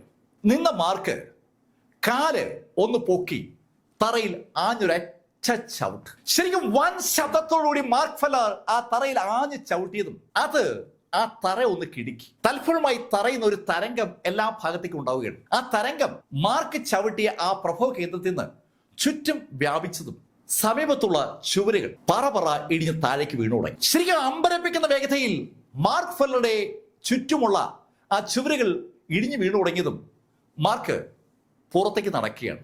പുറത്തേക്ക് നടക്കുന്ന മാർക്ക് ഫെല്ലർ ഒന്ന് തിരിഞ്ഞ് വലത് കൈയിലേക്ക് മാർക്കിന്റെ പൂർണ്ണ എനർജിയും കേന്ദ്രീകരിച്ചിട്ട് ആബ്സല്യൂട്ട് ബിഗിനിങ് സേക്രഡ് ഫിസ്റ്റ് എന്ന് പറഞ്ഞിട്ട് ഒരക്ഷയായി ഇടി. ഒരു വൻ ഫോഴ്സ് ആ ഇടിഞ്ഞു വീണുകൊണ്ടിരിക്കുന്ന ആ ചുവരുകളുടെ ഭാഗത്തേക്ക് ശക്തമായി പ്രതിഫലിച്ചു. മാർക്കിന്റെ ആ ഇടി സൃഷ്ടിച്ച അൺബിലീവബിൾ ആയിട്ടുള്ള ഒരു കാറ്റ് ആ ഇടിഞ്ഞു വീണ മൺതരികളും കട്ടകളും ഇടിഞ്ഞു വീണുകൊണ്ടിരിക്കുന്ന മൺതരികളെ എല്ലാം കൂടെ കൂട്ടി യോജിപ്പിക്കുകയാണ്.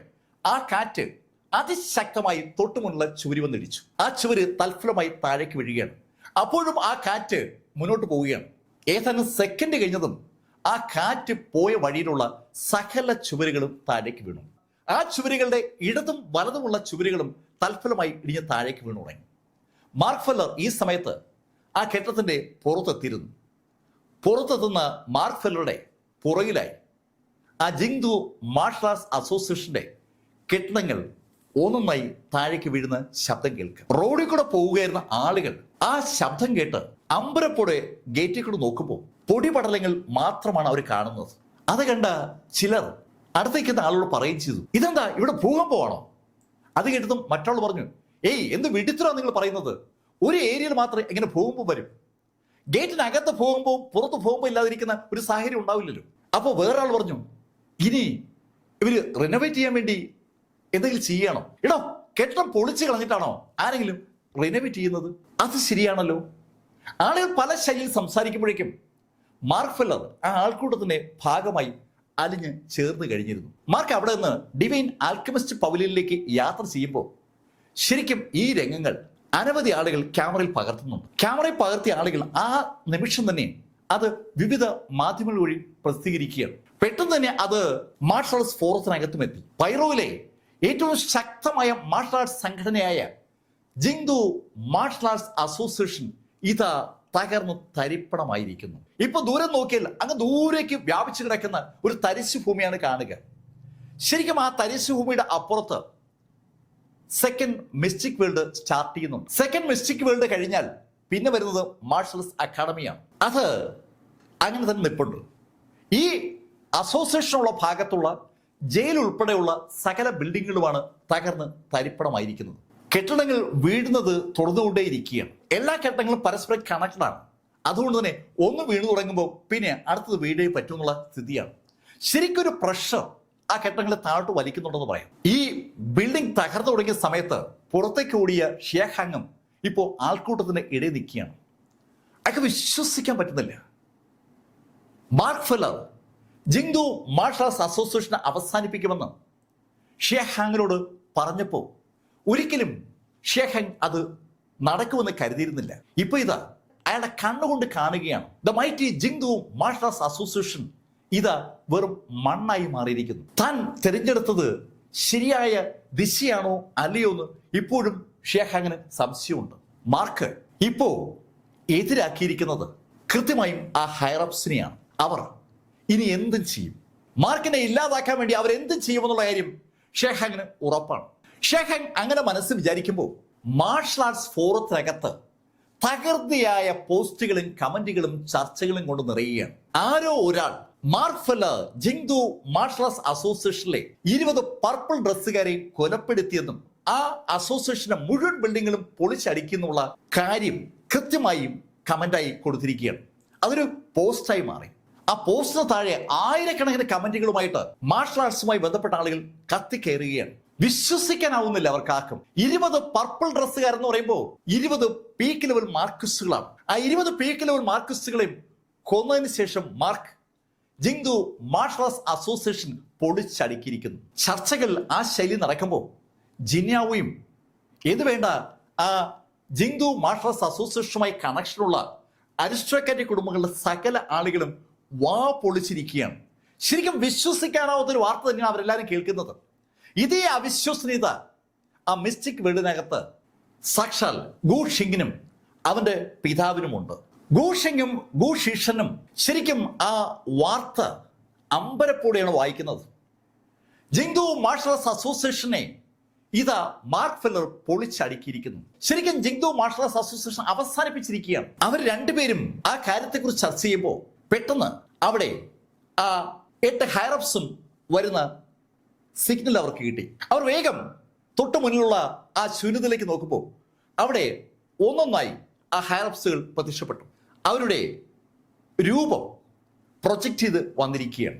ആ രൂപത്തിലേക്ക് നോക്കുമ്പോൾ നമുക്ക് ആളെ തിരിച്ചറിയാൻ പറ്റില്ല. ആളുകളുടെ മുഖം വ്യക്തമാകാത്ത ശൈലിയിലുള്ള പ്രൊജക്ഷനാണ് അവിടെ കാണുന്നത്. ആ 8 പ്രൊജക്ഷനും അവിടെ വന്നു കഴിഞ്ഞതും അതിൽ ഒരു പ്രൊജക്ഷൻ ഗു ഷീഷനോട് സംസാരിച്ചു തുടങ്ങി. ഏയ് ഷീഷൻ, സമയമായി, ഇനി അവൻ വേണ്ട. ഹെറപ്സ് ഉദ്ദേശിക്കുന്നത് ഏയ് ഷീഷൻ, റിസ്ക് എന്ത് തന്നെയാണെങ്കിലും നമുക്ക് മാർക്കിനെ അവസാനിപ്പിച്ചേ പറ്റൂ. അവൻ തൊട്ടിരിക്കുന്നത് നമ്മുടെ അഭിമാനത്തെയാണ്. ഞാൻ പറഞ്ഞത് ഷീഷൻ മനസ്സിലാവുന്നുണ്ടല്ലോ. ഹെറപ്സ് കൃത്യമായി മനസ്സിലായി. അങ്ങനെ ഷീഷൻ പറഞ്ഞപ്പോഴേക്കും ആ എല്ലാ ചിത്രങ്ങളും അങ്ങ് മാഞ്ഞു. 8 പേരും കൂടി അവിടെ പ്രത്യക്ഷപ്പെട്ടിട്ട് ഒരാൾ മാത്രമാണ് സംസാരിച്ചത്. ആ 8 പേരും കൂടി കൺവേ ചെയ്യാൻ ഉദ്ദേശിച്ച കാര്യം ഒറ്റയാൾ 1-2 വാചകങ്ങളിലൂടെ ഗൂഷിനെ അറിയിച്ചിരിക്കുകയാണ്. ആ 8 പേരും മാഞ്ഞതും ഗൂഷിങ് അവന്റെ പിതാവിനോട് ചോദിച്ചു, അച്ഛാ അവരെന്തായി പറയുന്നത്? ഏയ് ഗൂഷിങ്, ഹെറപ്സ് മാർക്ക് ഫെല്ലറെ അവസാനിപ്പിക്കാനാ ആവശ്യപ്പെട്ടത്. അച്ഛാ എനിക്കൊരു അവസരത, ഞാൻ പോയി അവനെ പിടിച്ചോണ്ട് വരാം. ഏയ് ഗൂഷിങ്, അത് വേണ്ടെന്ന ഹെറപ്സ് പറഞ്ഞത്. അവർ പറയുന്നത് നമ്മൾ അത് ചെയ്യണമെന്നാണ്.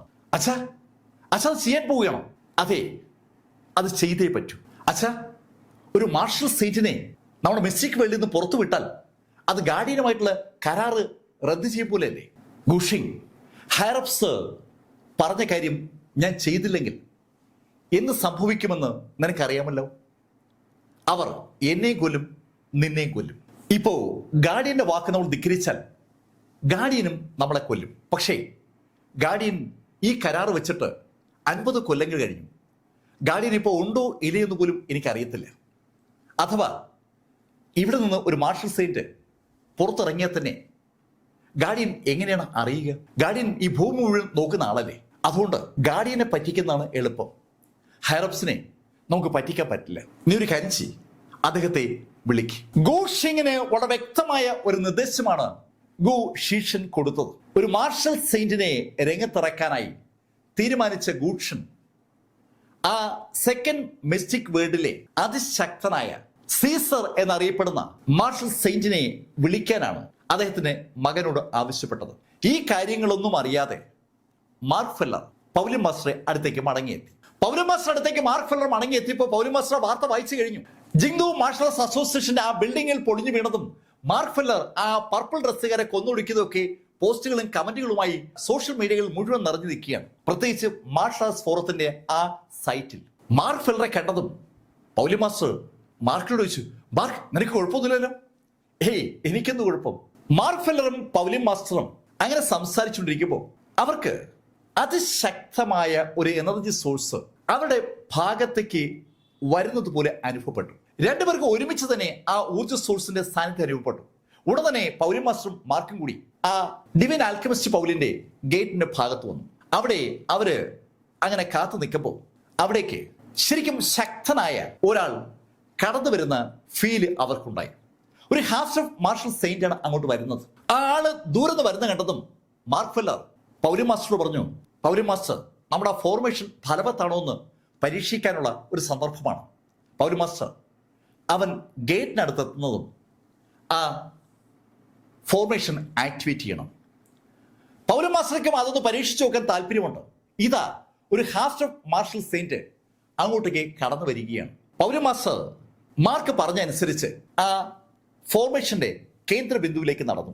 പൗലിൻ മാസ്റ്റർ ആ കേന്ദ്ര ബിന്ദുവിൽ എത്തുമ്പോഴേക്കും ആ ഹാഫ് ഓഫ് മാർഷൽ സെയിന്റ് ഏകദേശം ഡിവൈൻ ആൽക്കെമിസ്റ്റ് പൗലിന്റെ ഗേറ്റിന് സമീപമെത്തി. ഏതാനും സ്റ്റെപ്പുകളിലൂടെ വെച്ചാൽ അയാൾ ആ ഗേറ്റ് കടക്കും. ആ സമയത്ത് മാർക്ക് ഫെല്ലർ തികച്ചും രസകരമായ ഒരു കാഴ്ച കണ്ടു. ആ ശക്തനായ ഹാഫ് ഓഫ് മാർഷൽ സെയിന്റിന്റെ വലത് ഭാഗത്തുകൂടി ഒരാൾ കടന്നു വരുന്നതാണ് മാർക്ക് കണ്ടത്. ആ ആളെ കണ്ടതും മാർക്ക് ഉറക്കെ പൗലിൻ മാസ്റ്ററോട് വിളിച്ചു പറഞ്ഞു, പൗലിൻ മാസ്റ്റർ, സ്റ്റോപ്പ് സ്റ്റോപ്പ്. മാർക്കിന്റെ വിളി കേട്ട് പൗലിൻ മാസ്റ്റർ ആക്ടിവേഷൻ ചെയ്യാൻ പോയ കൈ പിൻവലിച്ചു. ശരിക്കും അവിടെ ഒരു സ്വിച്ച് പോലൊരു സംഭവമുണ്ട്. അതിലൊന്ന് അമർത്തിയാൽ ആ നിമിഷം ആ എൻറ്റയർ ഏരിയയും ആ ഫോർമേഷന്റെ നിയന്ത്രണത്തിലാവും. ആ ഫോർമേഷൻ കടക്കാൻ ശ്രമിക്കുന്ന ആള് ആരാണെങ്കിലും കൊല്ലപ്പെടും. അല്ലെങ്കിൽ ആ ഫോർമേഷനേക്കാൾ ശക്തിയുള്ള ഒരാളായിരിക്കണം അങ്ങോട്ട് വരേണ്ടത്. മാർക്ക് ഫെല്ലർ വിളിച്ചു പറഞ്ഞത് കേട്ടതും ആ ആക്ടിവിറ്റി നിർത്തിവെച്ച പൗലിൻ മാസ്റ്റർ അതിവേഗം മാർക്ക് നേരെ ഓടി വന്നു. എന്താ മാർക്ക്? പൗലിൻ മാസ്റ്റർ, ഇത് ആരാ വരുന്നെന്ന് കണ്ടോ? മാർക്ക് പറഞ്ഞത് കേട്ടതും പൗലിൻ മാസ്റ്ററും ഗേറ്റിലേക്ക് നോക്കി. ഗേറ്റ് വഴി കടന്നു വരുന്നത് സാക്ഷാൽ ഓൾഡ് മാസ്റ്റർ സെബാസ്റ്റ്യൻ ബ്ലാക്ക് ആണ്. ഓൾഡ് മാസ്റ്റർ കണ്ടതും മാർക്ക് ഓടി ഓൾഡ് മാസ്റ്റർ അടുത്ത് വന്നേ. ഓൾഡ് മാസ്റ്റർ, ഹേയ് മാർക്ക്, എത്ര നാളായാണ് അതിനെ കണ്ടിട്ട്. വല്ലാത്തൊരു സന്തോഷം ഓൾഡ് മാസ്റ്റർക്ക് ഉണ്ട്. ഓൾഡ് മാസ്റ്ററുടെ അടുത്തേക്ക് ആ നിമിഷത്തിൽ സാക്ഷാൽ പൗലിൻ മാസ്റ്റർ ഓടിയെത്തി. ഹേയ് ഓൾഡ് മാസ്റ്റർ, എത്ര നാളായി കണ്ടിട്ട്. ഹേയ് യുവാന, നീ എന്നെ ഓൾഡ് മാസ്റ്റർ എന്നാ വിളിക്കുന്നത്. യുവാന, നിനക്ക് സുഖമല്ലേ? ഹേയ് എനിക്ക് സുഖമാണ്.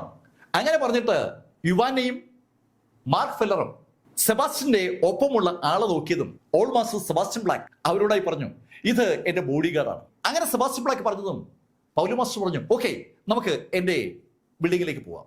ആ 4 സംഘം പൗലിൻ മാസ്റ്റർ ബിൽഡിങ്ങിലെത്തി. അതിവേഗം ചായയൊക്കെ തയ്യാറാക്കി അവര് ചായ കുടിച്ചുകൊണ്ടിരിക്കുമ്പോൾ സെബാസ്റ്റ്യൻ ബ്ലാക്ക് അയാൾ എവിടെയായിരുന്നു എന്നുള്ള കാര്യം പറഞ്ഞു. കഴിഞ്ഞ 1 കൊല്ലമായിട്ട് സെബാസ്റ്റ്യൻ ബ്ലാക്കിന് ഒരു വിവരവുമില്ല. ഷാൻഹായി എന്റെ ഇവിടെ ബിസിനസ് ഒന്നും ചെയ്യാൻ സമ്മതിച്ചില്ല. അതുകൊണ്ട് ഞാൻ ഈ രാജ്യമേ അങ്ങ് വിട്ടു. ഞാനിപ്പോ വിദേശത്താണ്.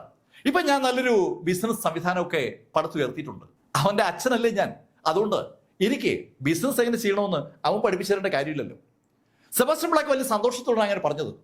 സെബാസ്റ്റ്യൻ ബ്ലാക്ക് അത്രയും പറഞ്ഞപ്പോൾ മാർക്ക് സെബാസ്റ്റ്യൻ ബ്ലാക്കിനോട് പറഞ്ഞു, ഓൾമാസ്റ്റർ എമിലി ഇവിടെ ഉണ്ട്, കാണണ്ടേ? പിന്നെ എമിലി അവിടെ ഉണ്ടെന്ന് കേട്ടതും സെബാസ്റ്റ്യൻ ബ്ലാക്ക് ചാടി എണീറ്റു. സെബാസ്റ്റ്യൻ ബ്ലാക്കും മാർക്ക് ഫെല്ലറും പൗലിൻ മാസ്റ്ററുമായി എമിലി കിടക്കുന്ന മുറിയിലെത്തി. എമിലിയുടെ ആ കിടപ്പ് കണ്ട സെബാസ്റ്റ്യൻ ബ്ലാക്ക് ശരിക്കും സ്റ്റണ്ടായി പോവുകയാണ്. അയാളെ കുറിച്ച് വാർത്തകളൊക്കെ കേട്ടിരുന്നു. പക്ഷേ ഈ ശൈലിയിൽ തന്റെ ചെറുമകളെ കാണേണ്ടി വരുമെന്ന് ഒരിക്കൽ പോലും സെബാസ്റ്റ്യൻ ബ്ലാക്ക് കരുതിയിരുന്നില്ല. സെബാസ്റ്റ്യൻ ബ്ലാക്ക് വളരെ വിഷമത്തോടെ എമിലി ബ്ലാക്കിനെ അങ്ങ് നോക്കിക്കൊണ്ടിരിക്കുമ്പോൾ പൗലിൻ മാസ്റ്ററും മാർക്കും നിശബ്ദരായിരിക്കുകയാണ്. ഏതാനും നിമിഷ നേരം അവർ മൂവരും ഒന്നും സംസാരിച്ചില്ല. സെബാസ്റ്റ്യൻ ബ്ലാക്ക് ആ നിശബ്ദതയ്ക്ക് വിരാമം ഇട്ടുകൊണ്ട് പൗലിൻ മാസ്റ്ററോടായി പറഞ്ഞു, ഞാനാ ഇവൾക്ക് ഈ കണ്ടീഷൻ ഉണ്ടാക്കിയത്. ശരിക്കും എമിലി ബ്ലാക്കിനെ ആ ശൈലിയിൽ എത്തിച്ചതിൽ ഒരു പങ്ക് സെബാസ്റ്റ്യൻ ബ്ലാക്കിനും ഉണ്ടെന്ന് അയാൾ പറയാതെ പറയുകയാണ്. ആ ഡയലോഗ് സെബാസ്റ്റ്യൻ ബ്ലാക്ക് പറഞ്ഞതും മാർക്ക് ഫെല്ലർ സെബാസ്റ്റ്യൻ ബ്ലാക്കിന് ചോദിച്ചു, ഓൾ മാസ്റ്റർ, ഞാൻ മാസ്റ്ററോട് ഒരു കാര്യം ചോദിക്കണമെന്ന് വിചാരിച്ചു തുടങ്ങിയിട്ട് കുറേ നാളായി. ഈ എമിലിയെ തിരക്കി ഈ ലോകത്തിന്റെ എല്ലാ ഭാഗത്തു നിന്നും ആളുകൾ വരുന്നുണ്ട്. എമിലിയുടെ ബ്ലഡ് ലൈൻ, അതാണ് വിഷയം. എമിലിയുടെ ബ്ലഡ് ഇത്രയും വിശുദ്ധമാകാൻ, ഇത്രയും പ്രത്യേകത ഉള്ളാവാൻ എന്താ കാരണം? ഹേയ് മാർക്ക്, ശരിക്കും അത് എന്നെ അതിശയപ്പെടുത്തുന്ന കാര്യമാണ്. സത്യത്തിൽ എമിലിയെക്കുറിച്ചും എമിലിയുടെ ബ്ലഡിനെ കുറിച്ചും എന്നോട് ആദ്യമായി പറഞ്ഞത് നിന്റെ അച്ഛനാണ്. നിന്റെ അച്ഛൻ എന്നോട് കുറേ വർഷങ്ങൾക്ക് മുമ്പാ ഇങ്ങനെ പറഞ്ഞത്, എൻ്റെ മക്കളിൽ ഒരാൾക്ക് ജനിക്കുന്ന ആള് ഒരു പെൺകുട്ടിയാകുമെന്നും ആ പെൺകുട്ടിയിൽ നമ്മുടെ കുടുംബത്തിന്റെ പാരമ്പര്യമായി പകർന്നു വരുന്ന ഒരു ജീൻ പൂർണ്ണ അളവിൽ ഉണ്ടാകുമെന്നാണ് പറഞ്ഞത്. ആ ജീൻ ഇത്രയും വർഷം സൈലന്റ് ആയിരുന്നു. ആദ്യമായിട്ട് അത് ഡോമിനന്റ് ആകാൻ പോവുകയാണെന്നാണ് നിന്റെ അച്ഛൻ എന്നോട് പറഞ്ഞത്. ആ ഡോമിനന്റ് ജീൻ അടങ്ങിയ ബ്ലഡാണ് ഇപ്പോൾ എമിലിയുടെ ശരീരത്തിലുള്ളത്. എമിലി ബ്ലാക്ക് ജനിക്കുന്നതിനും 20 കൊല്ലങ്ങൾക്ക് മുമ്പേ പ്രവചനം നടത്താൻ മാർക്കിന്റെ പിതാവിനെ പറ്റി. സെബാസ്റ്റ്യൻ ബ്ലാക്ക് മാർക്കിനോട് പറഞ്ഞു, മാർക്ക്, നിന്റെ പിതാവാണ് എന്നോട് നിന്നെയും എമിലിയും ചേർക്കണമെന്ന് പറഞ്ഞത്. അന്ന് ആ കാര്യം പറയുമ്പോൾ നിന്റെ പിതാവിന് നീ ജനിച്ചിട്ട് പോലുമില്ല.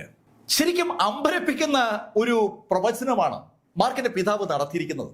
ആ പ്രവചനം നടത്തി 20 കൊല്ലങ്ങൾക്ക് ശേഷം ജനിക്കുന്ന 2 പേർ തമ്മിൽ വിവാഹം കഴിക്കണം. അത് സാധാരണഗതിയിൽ അസംഭവമായ പ്രവചനമാണ്. പക്ഷെ അതാണ് മാർക്ക് ഫെല്ലറുടെ പിതാവ് നടത്തിയിരിക്കുന്നത്. മാർക്ക് ഫെല്ലറുടെ പിതാവിനെ കുറിച്ചും ആ പ്രവചനത്തെക്കുറിച്ചും ബ്ലഡ് ലൈനിനെ കുറിച്ചും ഒക്കെ അവരെങ്ങനെ സംസാരിക്കുമ്പോൾ ശരിക്കും ശക്തമായ ഒരു ഊർജ സോഴ്സ് അവരുടെ ഏരിയയിലേക്ക് വരുന്നത് മാർക്ക് ഫെല്ലറും അതുപോലെ പൗലിൻ മാസ്റ്ററും ഒരുമിച്ച് തിരിച്ചറിഞ്ഞു. മാർക്ക് ആ ശൈലിയിലുള്ളൊരു എനർജി പ്രസൻസ് ആദ്യമായി അനുഭവിക്കുന്നത് സെക്കൻഡ് മിസ്റ്റിക് വേൾഡിനകത്തുനിന്ന് രക്ഷപ്പെട്ട് ഓടുമ്പോഴാണ്. ആ കൊച്ചു പെൺകുട്ടിയും എമിലിയും കൊണ്ട് മാർക്ക് ആ മിസ്റ്റിക് വേൾഡിന്റെ വാതിൽക്കിലേക്ക് ഓടിയപ്പോൾ മാർക്കിന് അനുഭവപ്പെട്ട അതേ പ്രസൻസ്, അതേ ഊർജം ഇതാ മാർക്ക് വീണ്ടും അനുഭവിക്കുകയാണ്. അല്പസമയം കഴിഞ്ഞതും മാർക്ക് ഫെല്ലറും പൗലിൻ മാസ്റ്ററും ആ സ്ക്വയറിൽ മടങ്ങിയെത്തി. അവരങ്ങനെ കാത്തു നിൽക്കുമ്പോൾ ദൂരെ നിന്ന് ആ സോഴ്സ് നടന്നടക്കുകയാണ്. അമ്പരപ്പിക്കുന്ന വേഗതയിൽ ആ സോഴ്സ് അങ്ങനെ നടന്നു വരികയാണ്. ഏതാനും മിനിറ്റ് കഴിഞ്ഞതും ആ സോഴ്സ് ഡിവൈൻ ആൽക്കമിസ്റ്റ് പൗലിന്റെ അകത്തേക്ക് പ്രവേശിച്ചു. ശരിക്കും മാർക്ക് ഒരു ഫോർമേഷൻ അവിടെ ചെയ്തിട്ടുണ്ട്. ആ ഫോർമേഷൻ ആക്ടിവേറ്റ് ചെയ്യാറൊന്നും മാർക്ക് ഫെല്ലറും അതുപോലെ പൗലിൻ മാസ്റ്ററും ശ്രമിച്ചതേയില്ല. കാരണം ആ ആക്ടിവേഷൻ കൊണ്ട് തടുത്തു നിർത്താൻ കഴിയുന്ന ഒരാളെ അല്ല അവർ പ്രതീക്ഷിച്ചത്. അവരങ്ങനെ ആ ഗേറ്റിലേക്ക് നോക്കുമ്പോൾ അതുവഴി നല്ല പൊക്കമുള്ള വെളുത്ത തലമുടിയുള്ള ഒരാൾ നടന്ന് അവരുടെ മുന്നിലെത്തി. മാർക്ക് ഫെല്ലർക്കും പൗലിൻ മാസ്റ്റർ മുന്നിലേക്ക് ആ ആള് വന്നതും പൗലിൻ മാസ്റ്റർ ആ ആളെ താണ് തൊഴുതു. ലോർഡ് സീസർ വണക്കം. ഏയ്, നിനക്ക് എന്നെ അറിയുമോ? ലോർഡ് സീസർ, അങ്ങ് ശരിക്കും ശക്തനായിരിക്കുമോ? ഞാൻ ചെറിയ കുട്ടിയാണ്. അന്ന് മുതലേ ഞാൻ അങ്ങയെക്കുറിച്ച് കേട്ടിട്ടുണ്ട്. എൻ്റെ പേര് യുവാന. ഞാൻ ഈ ഡിവൈൻ ആൽക്കമിസ്റ്റ് പൗലിന്റെ പൗലിൻ മാസ്റ്ററാണ്. ഓ, നിനക്ക് എന്നെക്കുറിച്ച് അറിയാമെന്ന് കേട്ടതിൽ എനിക്ക് സന്തോഷമുണ്ട്. ആട്ടെ, ആരായി മാർക്ക് ഫെല്ലർ? കഥയുടെ ഈ ഭാഗം ഞാനിവിടെ അവസാനിപ്പിക്കുന്നു. അടുത്ത ഭാഗവുമായി അടുത്ത ദിവസം നമുക്ക് വീണ്ടും കാണാം. ഇതുവരെ മാർക്ക് ഫെല്ലറുടെ കഥ നിങ്ങളോട് പറഞ്ഞത് എം ലൈഫിൽ നിന്ന് BS ചന്ദ്രമോഹൻ. കമന്റുകൾ ചെയ്യുക. Thank you.